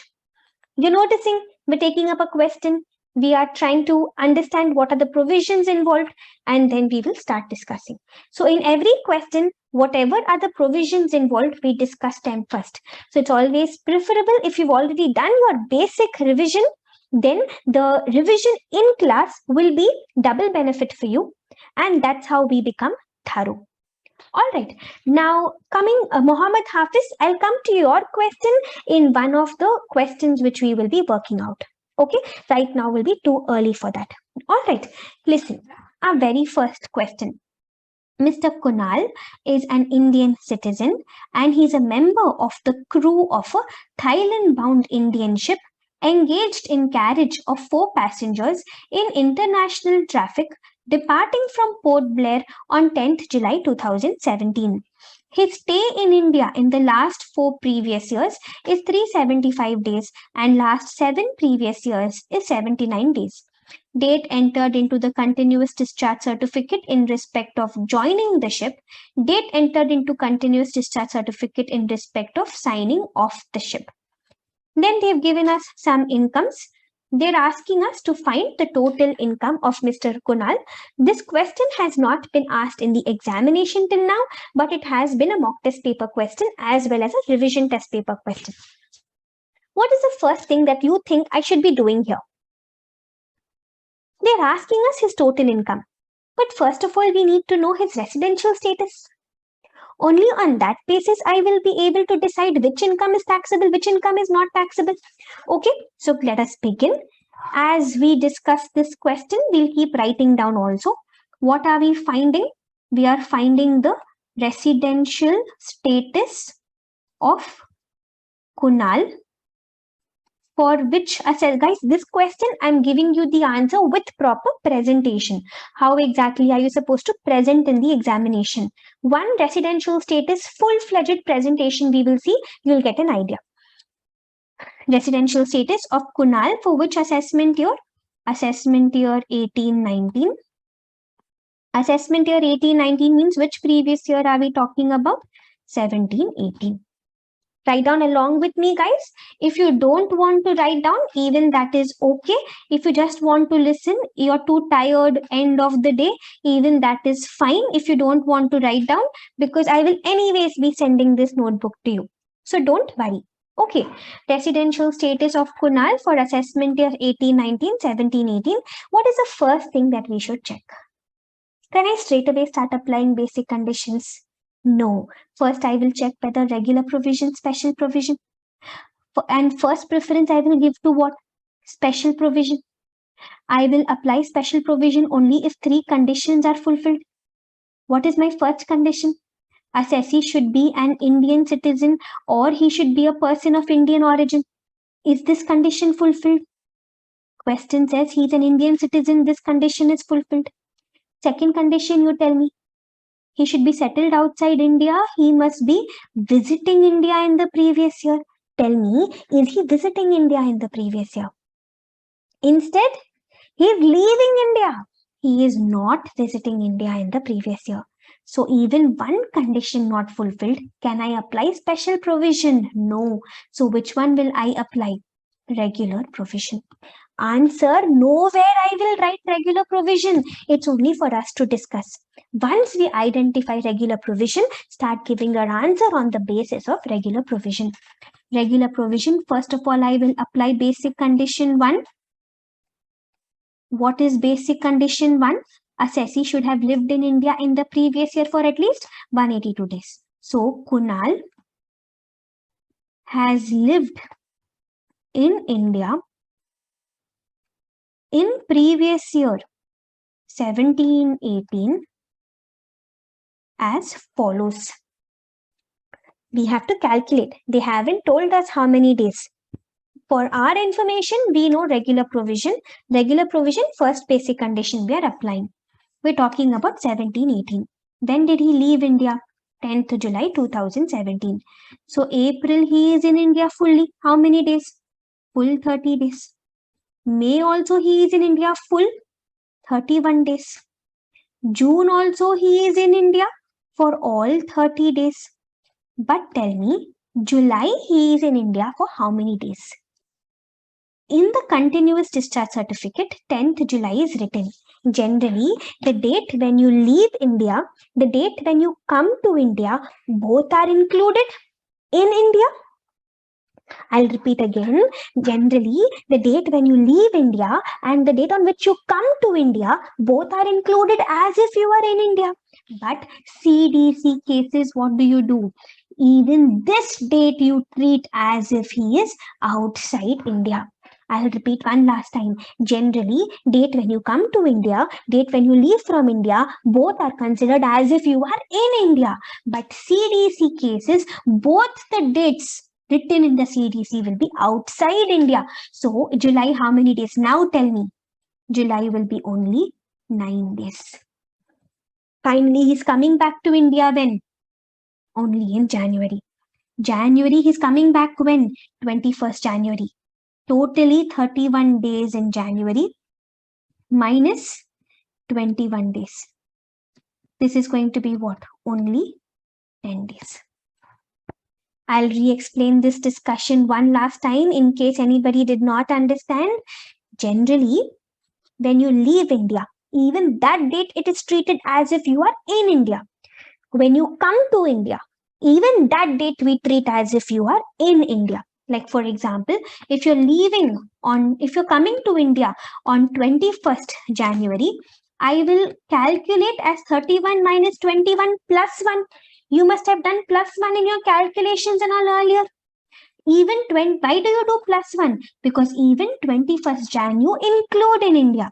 Okay, so generally when you leave India and when you come to India, both the dates it's as if you are in India. But in CDC cases, when your crew member of ships continuous discharge certificates are filled by the captain, when did you join the ship? When are you leaving from the ship? Even the dates which are written in CDC, even these dates will be outside India. So I will not consider these dates. So January, 21st January, I will not consider. I will start counting from then, only 22nd January. Now understood, Shridev, did we understand?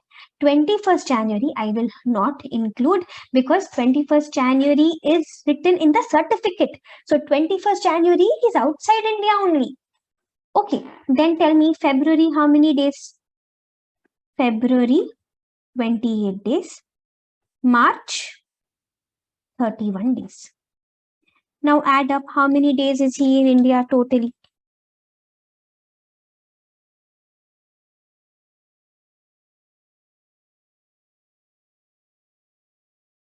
You get 169 days. That is less than dash days. Therefore, basic condition 1 fulfilled, not fulfilled. Basic condition 1 is not fulfilled. Less than 182 days. Okay, now tell me guys, I am applying regular provision. After this is basic condition 2. Does something come to your mind? Regular provision. Before you apply basic condition 2, pause and think whether it is even applicable or not. Is he an Indian citizen leaving India in the previous year as crew member of an Indian ship? Yes, he is an Indian citizen. He is leaving India in the previous year as crew member of Indian ship. So should I apply basic condition 2? No. So I will write over here. One moment.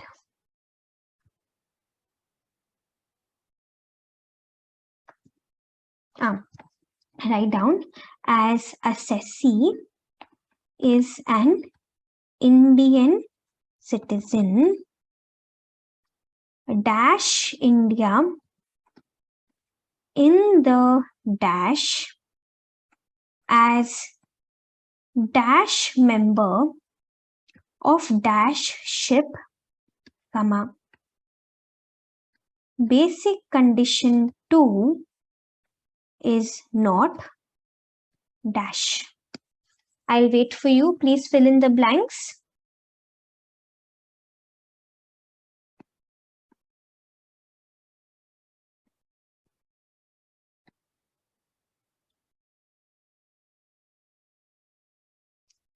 Are you done? Shall we start discussing?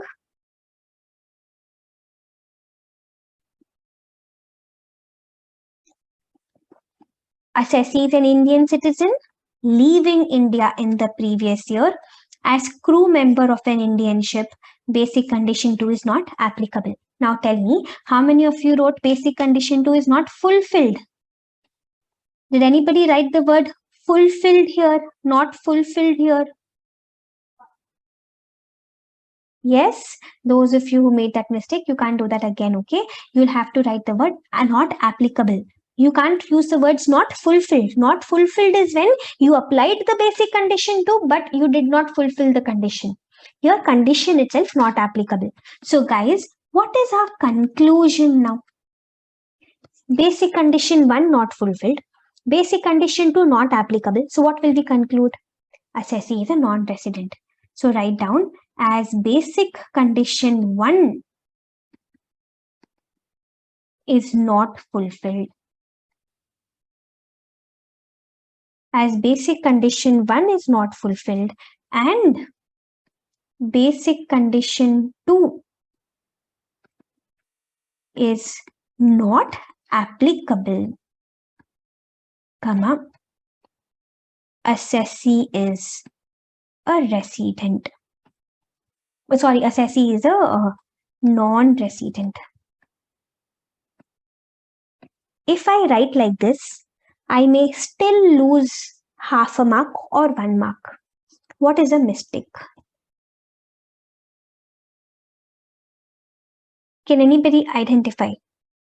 See, we are not preparing for an average answer paper. We don't want to just pass. If that was our objective, we wouldn't even be, joining this batch, working out extra questions and all. We want perfection. What is missing? You tell me. If I say he is non-resident, is he non-resident forever? No, very good, Nitin. Perfect answer, Nitin. He is going to be a non-resident only in this previous year. So we have to mention that assessee is a non-resident for previous year. Which previous year? For previous year 17-18. It is important that you mention this because residential status is something that we are supposed to calculate every year for the assessee. For 17-18, he is non-resident. His residential status may change from year to year. All right, shall I take you to the next part? Yes, guys, because we do the prayer break in between, that is why we extend till 8:10 to make up for the 10 minutes loss. Okay, so let us finish off the rest of the discussion under this question. Now, we know assessee is a non-resident. What are we going to do now? The scope of total income. So for the scope of total income, what you do is you make a 3-columnar table. Before that, let's give the heading scope of total income. We will have to write down he is a non-resident. So which incomes will be taxable for him? Only Indian income, that is incomes accrued in India or incomes which are received in India. We'll have to put that note. That note will carry marks. Write down as the assessee is a non-resident, comma, only Indian incomes, that is incomes accrued or received in India will be taxable. As assessee is a non-resident, only Indian incomes, that is incomes accrued or received in India, only these incomes will be taxable. Okay, now you make a 3-columnar table. You will need a particulars column. Don't make it too broad. Instead, note column. Make this as a broad column and then amount. Okay, see, in tax especially, just your final answer is right. That alone is not enough. Just your non-resident, this answer alone is right, not enough. If you look at the answer key, there will be marks allocated for each step. For example, if it's a 10 marks question, in the key it will be written, if this point is there, give half a mark. If this point is there, give half a mark. So whatever score you are going to earn in your exam, it will be a total of all these half marks. That is why, especially in income tax, how you present, how you write, what steps you give, it is important. See, you may feel that, ma'am, RTP presentation and all is very different. Yes, RTP, mock test paper and all, you will find very, very different presentation. Understand, 2 departments of ICAI are involved. Exam department, Board of Studies department. Exam department prepares question paper, they prepare the answer key. Answer key is not given out in the public. Answer key is just sent to the examiner. Board of Studies department, they prepare RTP and MTP. RTP, MTP answers are given by Board of Studies department, not by exam department. RTP, MTP answers will be copy-paste from your study material. That is not the presentation method. Presentation method is given only in the answer key. Answer key is not given out for us to see in the website. Only examiners know what is written in the answer key. Okay, so that is why even though our presentation is not as per RTP MTPs, it is as per the answer key. So this is how your presentation should be in the exam. So now what are our points here? What is the first point? He earned dividend from Thailand company received in Thailand. Tell me, where is the source of this income? Where is this income accruing? Thailand. Where is it received? Thailand. So is it an Indian income? No, it's going to be a foreign income. So write down under particulars, point number A, dividend from Thailand company. Under note, write down foreign income. So will it be taxable, guys? No, not taxable. Okay, then STCG, sale of shares of an Indian company, is a source in India. Yes. So write down point B. What is point B? STCG hyphen shares of Indian company. In brackets, write down, under notes, write down Indian income. Here in brackets, write down accruing in India. What is the amount? 25,000 taxable. Okay. Then C, interest on savings account with post office. You tell me, Indian income or foreign income? Indian income. Okay, because post office in India. So savings interest. Under notes, write down Indian income. In brackets, write down accruing in India. What is the amount? 13,000. Tell me, how much should I tax? Does any provision come to your mind? Very good, Basil. 13,000. I should subtract 3,500 exemption. Sriram, 3,500, not 3,000. So what will be the taxable number? 9,500. Always remember, what is the provision? Any interest which you get from any savings account in a post office, this interest, how much will be exempt? Up to 3,500 it will be exempt. Okay. Then point D, what is our next income? Past foreign untaxed income brought to India during previous year. Earlier year's income, should we tax it? No. Past foreign untaxed income. Always remember, earlier year's income. Now if you're bringing to India, doesn't matter. It is earlier years. Go to that year and tax it. Current year, it will not be taxed. Cash gift received from a non-relative. What about this? Is it Indian income or foreign income? Let's assume received in India. But how much are we receiving? 20,000. Exempt or taxable? It is definitely going to be exempt. Why exempt? Because it's up to 50,000. So write down cash gift. Under your notes column, write down exempt up to 50,000. 0. It's actually taxable because Indian income, but it is within 15,000, hence it is exempt. Then income from agricultural land. Ahmed Bilal is asking past foreign untaxed income. This is nothing but earlier year's income. Earlier year's income, that year, it was not taxed. And this year you are bringing to India. Doesn't make a difference. It belongs to earlier year. It is past income. So in past, it should be taxed, not now. That's why we don't tax it. Income from agricultural land.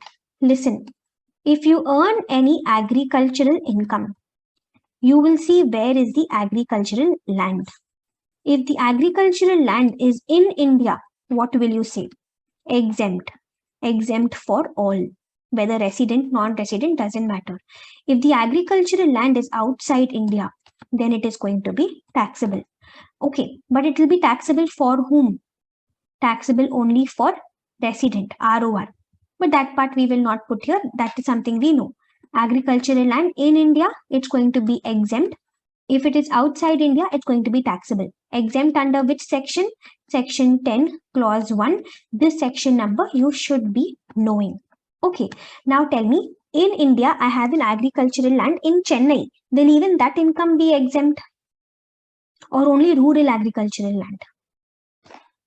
No, agricultural land should be in India.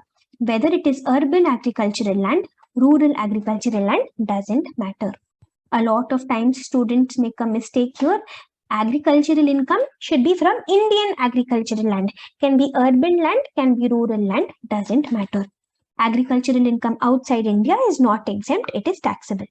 Now let's come back to this question. Agricultural land in Nepal, received there, then brought to India. Where is the source? The land is in Nepal, outside India. Where is it received? It is received also there only. It is received also Nepal only. So it's going to be a foreign income, guys? Yes. So agricultural income under notes, foreign income. Assessee is non-resident. Will it be taxable? No, it will not be taxable because source is outside India, even received outside India. Okay. Then lastly, interest received from a non-resident on money borrowed for the purpose of business in Delhi. What about this? This is something we need to have a detailed discussion about this point. The discussion which I'm going to be having with you, you need to pay a little extra attention. See, there are some concepts where you pay a little extra attention, right? This is one such concept. It is important. It is the most difficult part of the scope of total income. Students make a lot of mistakes here. A lot of questions we will be seeing on this concept. Okay. So every time we come across a question on this concept, it should be a revision for you at that time. So now you listen carefully and you grasp it as well as you can. Okay. 3 things we will be discussing about. We will be discussing about interest, royalty, and FTS. Okay.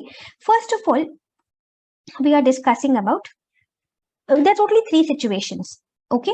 In my first situation, when I talk about interest, royalty, or FTS, I'm talking about fee for technical services. We will always see who the giver of the income is. We will not matter much about who is the assessee. Instead, we will look at who the giver of the income is. If the giver of the income is central government or state government, if they are giving us interest, royalty, or FTS, then we don't even have to check anything else. If central government or state government is giving, then this income, you will always say that it accrues in India. It will become an Indian income. Is my first point clear? Yes, in my first point, who is giving us the income? The central government or the state government is giving us income. I don't even have to check anything else. It doesn't even matter who the assessee is. If central government or state government is the giver of the income, then you will see that the source is in India. It is accruing in India. This is my first situation. In my second situation, what happens is a resident is giving me the income.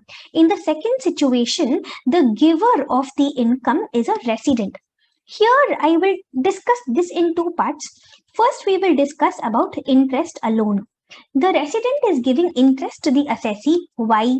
What would the assessee have given the resident? Assessee would have given a loan to the resident. That is why assessee is giving interest income to the assessee. That is why resident is giving interest income to the assessee. See, always, whenever resident is giving interest to the assessee, you first say that the source is in India. Why? Because who is giving us the income? Resident is giving. Whenever resident gives us interest, we say that the source is in India. But there is an exception. We will see that what is the assessee using the loan for. If he is using the loan for a business or profession outside India, or if he is using the loan to buy a source of income outside India, then the source is not in India. Generally, we say accruing in India, but in the exception, we say it is accruing not in India. What is this exception? We will see why did he borrow the loan? What was the purpose of the loan? If the purpose was to do a business or profession outside India, or if the purpose was to purchase a source of income outside India. Source of income outside India, nothing but example. Let us say he purchased some property outside India. If he is using the loan for these purposes, then we say that it is accruing outside India. Did you understand this, guys? Point number one, if central government or state government is giving me interest, royalty, FTS, I don't even look at anything else. I straight away say accruing in India, Indian income. Then whenever a resident is giving me interest income, if resident is giving me interest income, we just straight away say accruing in India because resident is giving. But then we also have an exception. We will see the resident is using the loan for what? Is he using the loan for business or profession outside India? Is he using the loan to buy some asset outside India? If yes, then we will say accruing not in India. Is my second situation clear? Second situation, this was only the first part, only interest we were talking about here. Now, second part under the second situation, this time the resident is giving royalty or FTS to my assessee. In all these cases, it doesn't depend who the assessee is. It always depends upon who the giver of the income is. If the giver of the income is resident, I won't even check anything. I will straight away say accruing in India, Indian income. But even here, I have an exception.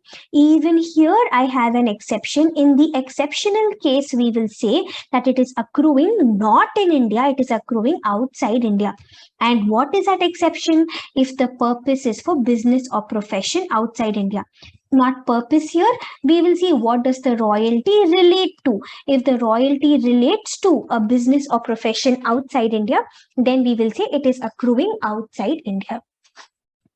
Okay, so in my first situation, if the central government or state government is giving me interest, royalty, FTS, I won't even check anything else. I'll straight away say it accrues in India. If resident is giving me interest, royalty, FTS, first I will assume accruing in India only. But only if it relates to business or profession outside India, or only if it is for purchasing a source of income outside India, then we say not accruing in India. First 2 points, are you all thorough? You have to be 100% clear in this discussion. Everybody. Yes, I'll go to my last situation, my third situation now. Yes, now in my third situation, who is going to be the giver this time? Non-resident. Non-resident is giving interest to the assessee. Why? Who is the giver of the income? Non-resident. Now, if he is giving interest, obviously assessee would have given him some loans. If non-resident is giving interest, what will we say? If non-resident is giving, tell me, what will your first answer be? Your first answer will be that it accrues where? Accrues not in India. It accrues outside India. Your first answer will be that it is a foreign income. Your first assumption will be it is a foreign income. But then we do have an exceptional case. In this exceptional case, we assume that the accruing is in India. Generally, accrual not in India because non-resident is giving. But even though non-resident is giving, we accrue it in India if the non-resident is borrowing the loan for a business or profession in India. Okay, if the non-resident is giving us interest, what will our first answer be? Non-resident is giving, so foreign income only, accruing outside India only. But if the non-resident is using the loan for business or profession in India, then we say no, accruing in India. Okay, did you notice? Here we had two exceptions. Purpose, business or profession outside India, source of income outside India. Here we have only one exception, business or profession in India. If he is using the loan to buy an asset in India, then this exception will not apply. When do you apply this exception? Only if he is using the loan for business or profession in India. If he uses the loan to buy a source of income in India, then it will not accrue in India. It will accrue in India only if it is for business or profession in India. Now, what are we left with? One last situation. What if the non-resident gives royalty or FTS to the assessee? Then tell me, what will your first answer be? Your first answer will be that it is going to accrue where? It's going to accrue outside India, foreign income. But only if it relates to, only if this royalty or this FTS relates to business or profession in India, then you will say it is accruing in India. This entire discussion is important. You get a lot of questions from here, MCQ questions also, full-fledged questions also. Students generally find it difficult. So the examiner correctly targets this always. You will for sure get at least one question from this discussion. Hence, tell me, did you understand this? Is everybody crystal clear with this discussion? Shall we have one last revision? Okay. Without looking at your books, out of memory, try to tell me. Okay, if the central government, state government if they are giving us interest, royalty, FTS, we won't even look at anything else. We will say it is Indian income. We will say source is in India, accruing in India. Okay, when the resident gives us interest, royalty, FTS, what is our first answer? First answer will be accruing in India, Indian income only. When will we say not accruing in India? Only if it is relating to business or profession outside India, or if it relates to purchase of some asset outside India. I gave resident loan. He is using the loan to buy house in America. Source is not in India. If he is using the loan to buy an asset outside India or for business or profession outside India, then we will say source is not in India. Okay, then we learned if the non-resident is giving us interest, royalty, FTS, what is our first answer? Our first answer is source is outside India only because non-resident is giving. But if the non-resident is using the loan for a business or profession in India, if the non-resident's royalty or FTS is relating to business or profession in India, then alone we will say it is Indian income. Conclusion, if a resident gives us, first assumption, Indian income accruing in India.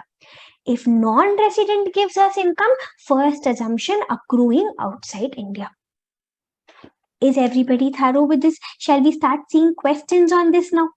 Will you be able to answer? Try, okay? Try your best to give me the correct answer. No silly mistakes. Okay, you know the concept very well. Look at this. Interest received from a non-resident on monies borrowed for purpose of business in Delhi. Tell me, where is the source of this interest? Perfect answer, guys. Perfect answers. So proud of you. Perfect answers. India. Does it matter who my assessee is? No. It matters who the giver of the income is. Who is giving us income? Non-resident. Non-resident is giving, what is our first assumption? Accruing outside India, but he's using the loan for business in Delhi. He's using the loan for business in India, guys. Hence, the source will be in India. Exceptional case will apply. Correct. Okay, so write down in your books answer to that question. Where did it go? Here. Point number G. We will call it as interest. Interest from non-resident. Please give the note. Indian income. In brackets, write down because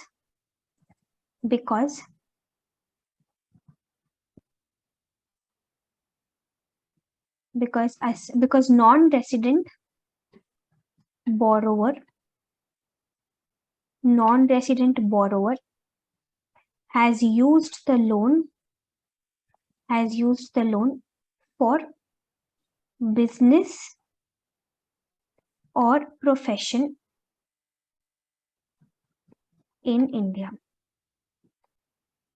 Indian income because non-resident borrower has used the loan for business or profession in India, 1,50,000. Okay, now add up and tell me what is the gross total income. 25,000 plus 9,500 plus 1,50,000. You get 1,84,500.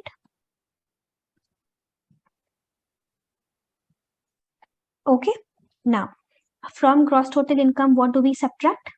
Chapter 6A deductions. Tell me any chapter 6A deduction involved here.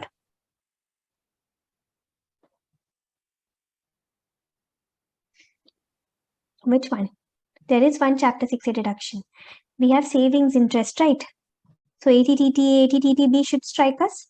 Listen, we're going to be discussing about ATTTA and ATTTB. A lot of times, even here, there is confusion. The discussion which I'm going to have with you here, it will give you 100% clarity. Listen, we should always try with section first. You should always try ATTTB first, because ATTTB is more beneficial. Only if this is not applicable, only then you go to ATTTA. Now, what does ATTTB say? When does it apply? In ATTTB, who should your assessee be? Does anybody know? Assessee should be a senior citizen or a super senior citizen. Now, you tell me who is a senior citizen? How many conditions? 3 conditions. Condition 1, individual. Condition 2, resident.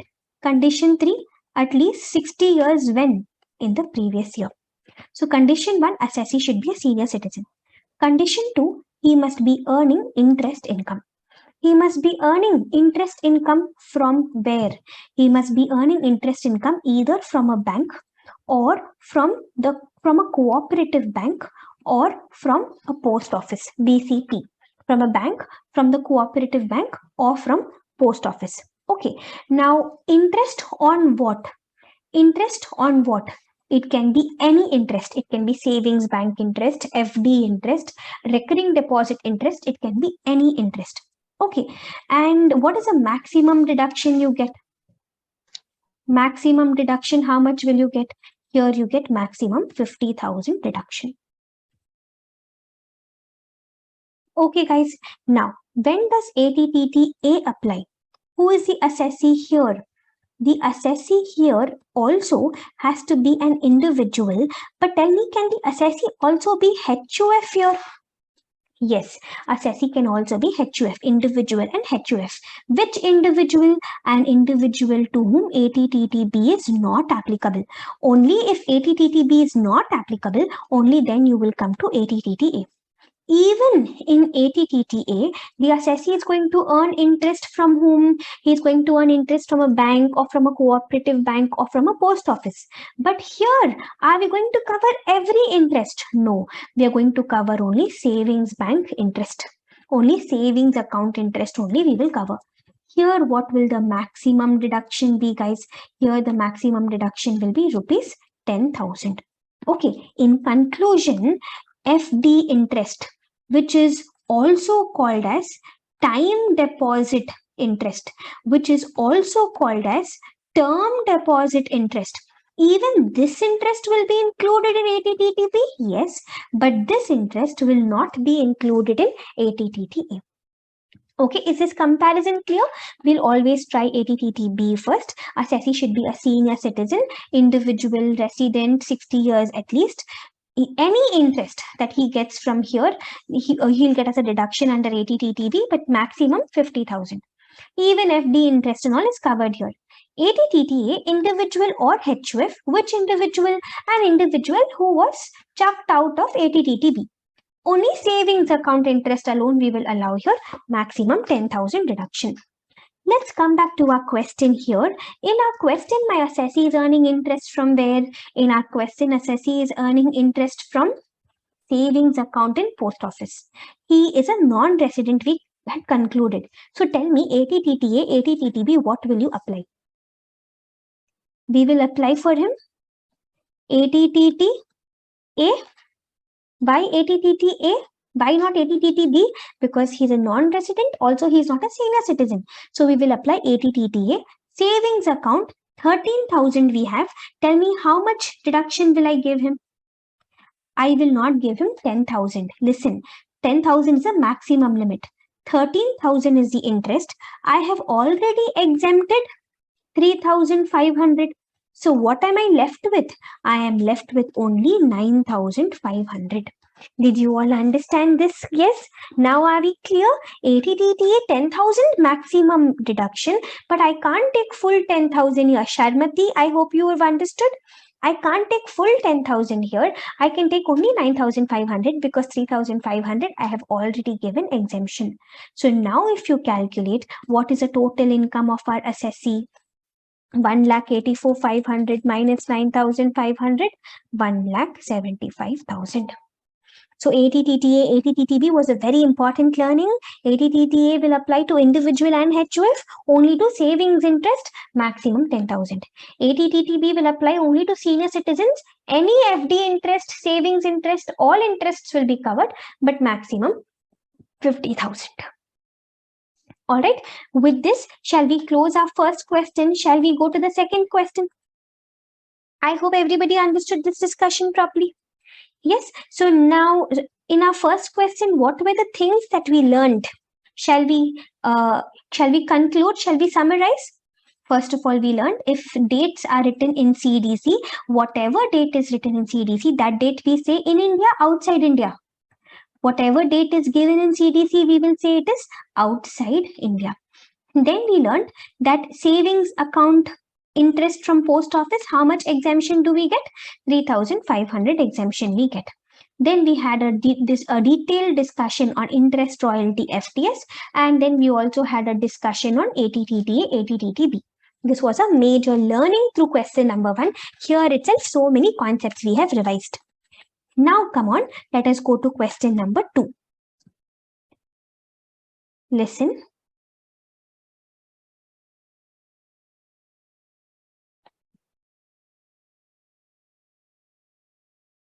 Just give me one moment. It got stuck for me.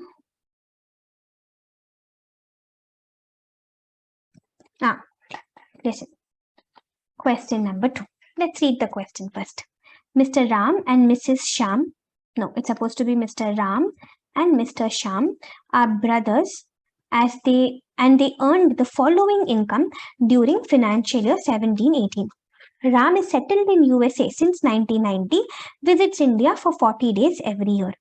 Mr. Sham is settled in Kolkata since 1995.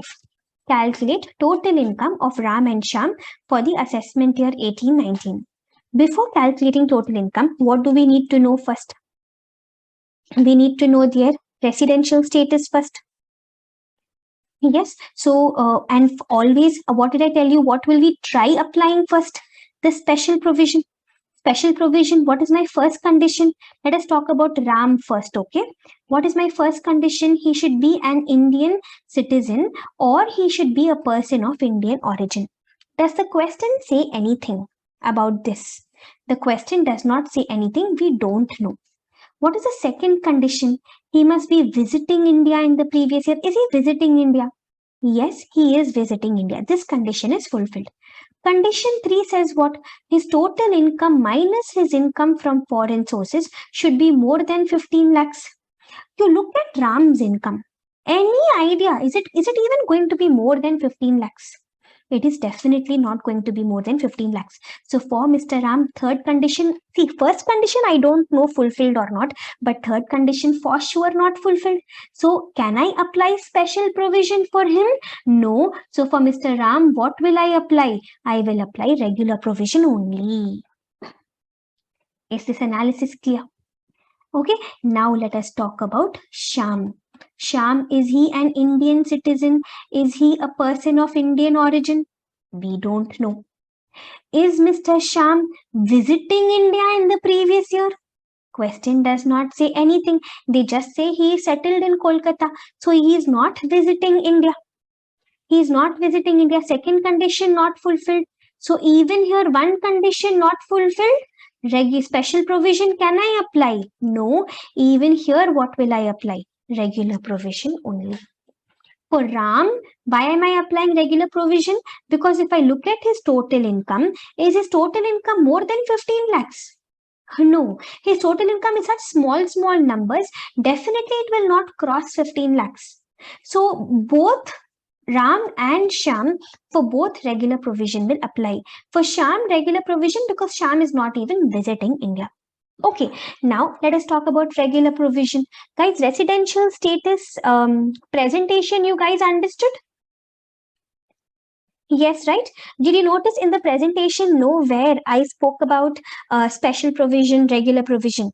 We will identify for ourselves and then we will write down the answer without mentioning the words regular provision, special provision. Scope of total income also, I hope you understood the presentation. Even when the answer is 0, even then I will put it in the main answer so that I can write my note. Otherwise, if it is 0 and if I don't put it in the main answer, examiner may think I forgot about it. So that is why even if the answer is 0, I will still put it in my main answer. Okay, so this question, residential status, I think let's not waste time with presentation. Okay, so Ram, if I talk about Ram's residential status, we just discussed we will apply regular provision. Under regular provision, what is basic condition 1? He must have lived in India for at least 182 days in the previous year. How many days is he coming to India in the previous year? Only 40 days. So is basic condition 1 fulfilled? Not fulfilled. Basic condition 2. Before I apply basic condition 2, what should I check? Regular provision, basic condition 2, something comes to your mind? Yes. Is he an Indian citizen leaving India in the previous year as crew member of an Indian ship? No. Is he an Indian citizen who is leaving India for employment or profession outside India? No. Is he an Indian citizen or a person of Indian origin visiting India in the previous year? We don't know. We don't know if he's an Indian citizen or a person of Indian origin. You have to make a you have to make a assumption. So let us assume he is an Indian citizen, and let us say he is visiting India in the previous year. So I will say that basic condition 2 not applicable. Why? Because I am assuming that he is an Indian citizen or a person of Indian origin. So I'll say that basic condition 1 not fulfilled, basic condition 2 not applicable. So what will our conclusion be? Non-resident, guys. Why? Because basic condition 1, 182 days not fulfilled. Basic condition 2 says 60 days, 365 days. But then regular provision basic condition 2 will not apply if Indian citizen or person of Indian origin is visiting India in the previous year. Let us assume he's an Indian citizen or a person of Indian origin and he is visiting India in the previous year. The question clearly says he visits for 40 days. So basic condition 2 not applicable. Why not applicable? Because Indian citizen or person of Indian origin visiting India in the previous year. So basic condition 1 not fulfilled. Basic condition 2 not applicable. He is going to be a non-resident. Now talking about Sham, what do you think about him? Even for him, we concluded regular provision. Why regular provision for him? Because he is not visiting India. He settled in Kolkata since 1995. He is not even visiting India. He is living in India only. So we said for him also regular provision. Basic condition 1, is he living in India for at least 182 days? Yes, right. He is living in India for at least 182 days because they are saying in the question that he has been in India since 1995. So previous year, full year he is in India. He didn't even go out. So 182 days condition definitely fulfilled. Basic condition 1 fulfilled. Do I even have to look at basic condition 2? No, right? I can straight away conclude he is resident. Now, if he is resident, I also have to apply additional conditions. Regular provision. How many additional conditions? 2 additional conditions. And what is my first additional condition? 7 preceding previous years. He must be in India for 730 days. Now here, since 1995, he is in India.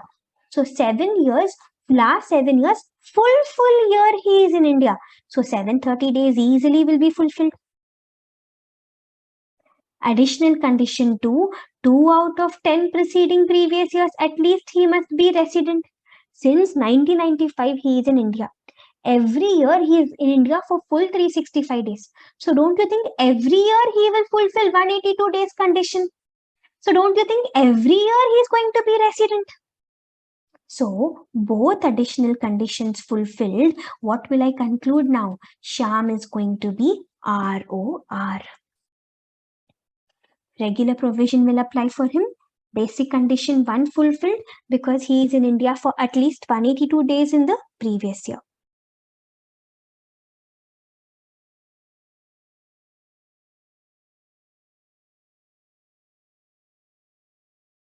Okay, then once I concluded he's a resident, I applied 2 additional conditions, regular provision. If it was special provision, then I would have 3 additional conditions. Regular provision, so only 2 additional conditions. 7 preceding previous years, he should be in India for 730 days. 2 out of 10 preceding previous years, he should be a resident in India. Now, since 1995, he is in India. So last 7 years, he is going to be in India for full year. So 730 days is easily fulfilled.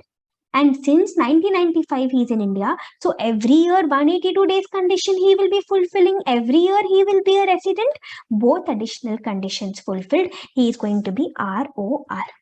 Any doubts in this discussion until here? No, right? Now listen, Ram, we've concluded he is non-resident, and Shyam, we have concluded he is ROR. So now tell me, for Ram, which incomes will be taxable?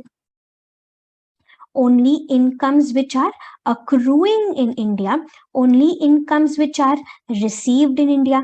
That is perfectly, you've told me, only Indian incomes. But for Shyam, tell me, which incomes will be taxed? All incomes, global income, Indian income, foreign income, everything will be taxed. Okay, now let us discuss the scope of total income. Let us see one by one. Point number 1 here. I've discussed all the points right with you. Yeah. Now listen, income from, you'll have to tell me, okay? Income from profession in USA, set up in India, received there. Tell me. Tell me, where is the source of this income? Income from profession in USA, set up in India, received there. Let's see who gets confused and who gives me correct answer. Mixed answer in the chat box. Some are saying foreign income, some are saying Indian income. Listen, this here, the source is outside India. I'll tell you why. Profession in USA. So where is the profession? In USA. Set up in India. This is something which is relevant only for whom? Only for RNOR. You remember that discussion that we had here? Only for RNOR, profession set up in India, business controlled in India. For NR, we only see where is the source, where is it received. In our question, Ram is non-resident. So where is the profession set up? Where is the business controlled? That is irrelevant for us. Where is the profession set up? Where is the business controlled from? That is relevant only and only for RNOR. Here Ram is non-resident. So for him, where is the profession set up? Where is the business controlled from? That is irrelevant. So where is the profession? The profession is in USA. So where is the source? Source is USA. Where is it received? It is received also there. It is received also in USA. So my income is going to be a foreign income. For Mr. Ram, will it be taxed? Will it be taxed for Mr. Ram? This profession income. Professional income. It will not be taxed for Ram. Why? Because it is a foreign income. Why is it a foreign income, guys? Because a source is also outside India, received also outside India. Now, profit from business in Mumbai managed directly from USA. You think and tell me where is the source of this income?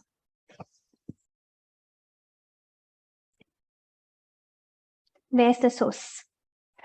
Business in Mumbai. So source is going to be in Mumbai.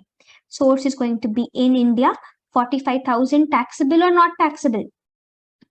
Business income. This is an Indian income. Ram is a non-resident. Indian incomes will be taxable for him. This 45,000 will be taxable for him. Okay, then rent computed. Computed rent means what? After standard deductions, everything. Rent from property in USA, deposited in a bank at USA, later on remitted to India through approved banking channels. Tell me, where is the source of this rent? USA. Where is it received? Where is it received? It is received also in USA. See, what does this mean? Later on remitted to India. What does this mean? This means after we received it in USA, we transferred it to India. Subsequent remittances and all, what to do? Any remittances, what should we do? We should simply ignore. Later on remitted, it was earned in USA, it was received in USA. After receiving, I am transferring, I will ignore it. So source USA, received USA, this is going to be what? This is going to be a foreign income. So this rental income is going to be a foreign income. It is earned and received in USA. So guys, taxable, non-taxable? Not taxable. Okay, now the next situation. Dividend from a USA company received in USA. Tell me, where is the source of this income? The source of this income is going to be USA. And where is it received? It is received also in USA. So for Ram, will it be taxable? Will this dividend income be taxable? No, this dividend income will be foreign income. Source also outside India, received also outside India. For Ram, it will not be taxable. But tell me, for Sham, will it be taxable? For Sham, yes, it will be taxable. Why? Because he is ROR. So even though it is foreign income, global income will be taxed for him. Even though it is foreign income, I will tax this income for him. This is my fourth situation here. Till here, no doubt, right? Yes, now coming to my fifth situation. Cash gift received from a friend on Sham's 50th birthday. Cash gift received from a friend on Sham's 50th birthday. Only Sham is receiving cash gift. Now you tell me, for Sham, is it going to be taxable or is it going to be exempt? Taxable. Why taxable? Because it is in cash. It is from friend. It is on the occasion of birthday. Question number 1. Birthday. Is it an exempt occasion? No. Friend. Is it exempt relative? No. Amount. Is it more than 50,000? Yes. So 1,000 is going to be taxable, the excess 1,000. Do you agree? I am trying to confuse you. You are getting confused. Who and all got confused? Let us see. Meenakshi, then Jumana, Hannah. We don't tax just the excess. What are we supposed to tax? Entire 51,000 we are supposed to tax. If it is up to 50,000, exempt. If it is more than 50,000, fully taxable. You've made this mistake now. This mistake shall not be repeated again. Okay. So cash gift, it is from a friend, not from a relative. It is on birthday, not an exempt occasion. It is more than 50,000. When it is more than 50,000, it is supposed to be taxed fully. Full 51,000 will be taxed. Perfect clarity. Okay, now Past foreign untaxed income brought to India. What to do about this? Ahmed, you tell us. Past foreign untaxed income, what should we do? It is past income. It belongs to the past. Perfect answer, Ahmed. Very good. It's past income. It belongs to the past. Go tax it in that year. Current year, don't do anything about it. Past income and all, I should fully ignore. Okay, then you will tell me the answer to the seventh one. Fees for technical services rendered in India, received in USA. Tell me, where is the source of this income? See, they did not tell us who the giver of the income is. Who is the giver of the income? We don't know whether resident or non-resident. This giver is giving FTS to my assessee. This FTS is relating to what? It is relating to business or profession in India. How can I say that? Because the service is rendered in India, so it relates to business or profession in India. Now you tell me, if this giver was resident, will the source be in India? Will it accrue in India? If the giver is resident, first answer, yes, accruing in India. Only if it is relating to business or profession outside India, only then we say no. But here it is business or profession in India. Now, had this giver been non-resident, then what would you say? Your first answer would be non-resident, so outside India, but exception will apply here, relates to business or profession in India. Hence, even non-resident you will say accruing in India. So are you noticing, even though they did not tell us who the giver is, whether the giver is resident, whether the giver is non-resident, answer will be accruing in India only. Because the answer will be accruing in India only, this is going to be what? An Indian income. So FTS 22,500 taxable. I'll repeat again. We don't know who the giver is, whether resident, whether non-resident. It is relating to business or profession in India. Because it is relating to business or profession in India, irrespective of who is giving us the income, the source of this income will definitely be in India only. Because the source will be in India, it's an Indian income and it will be taxable for non-resident RAM. Even this you understood? Okay, then interest on debentures in an Indian company, Ram received it in USA. Tell me, where is the source? Debentures of an Indian company. Very good, guys. Source is going to be in India. So whether Ram, whether Sham, it's going to be fully taxable. Debenture interest 18,500, 14,000, both fully taxable. Okay, then FTCG, sale of shares of an Indian company. Tell me, where is the source of this income? Source is going to be in India because shares of an Indian company. So FTCG, whether Ram, whether Sham, it is going to have a source in India because shares of an Indian company. Okay, now come on, add up what is going to be your total income. Let us see.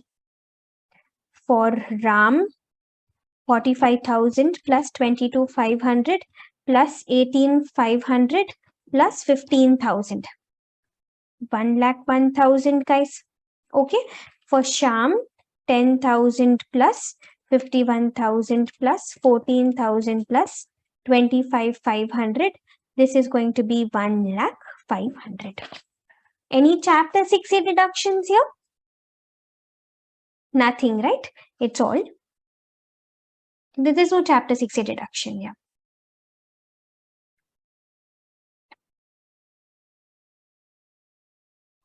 All right, that is it with question number 2.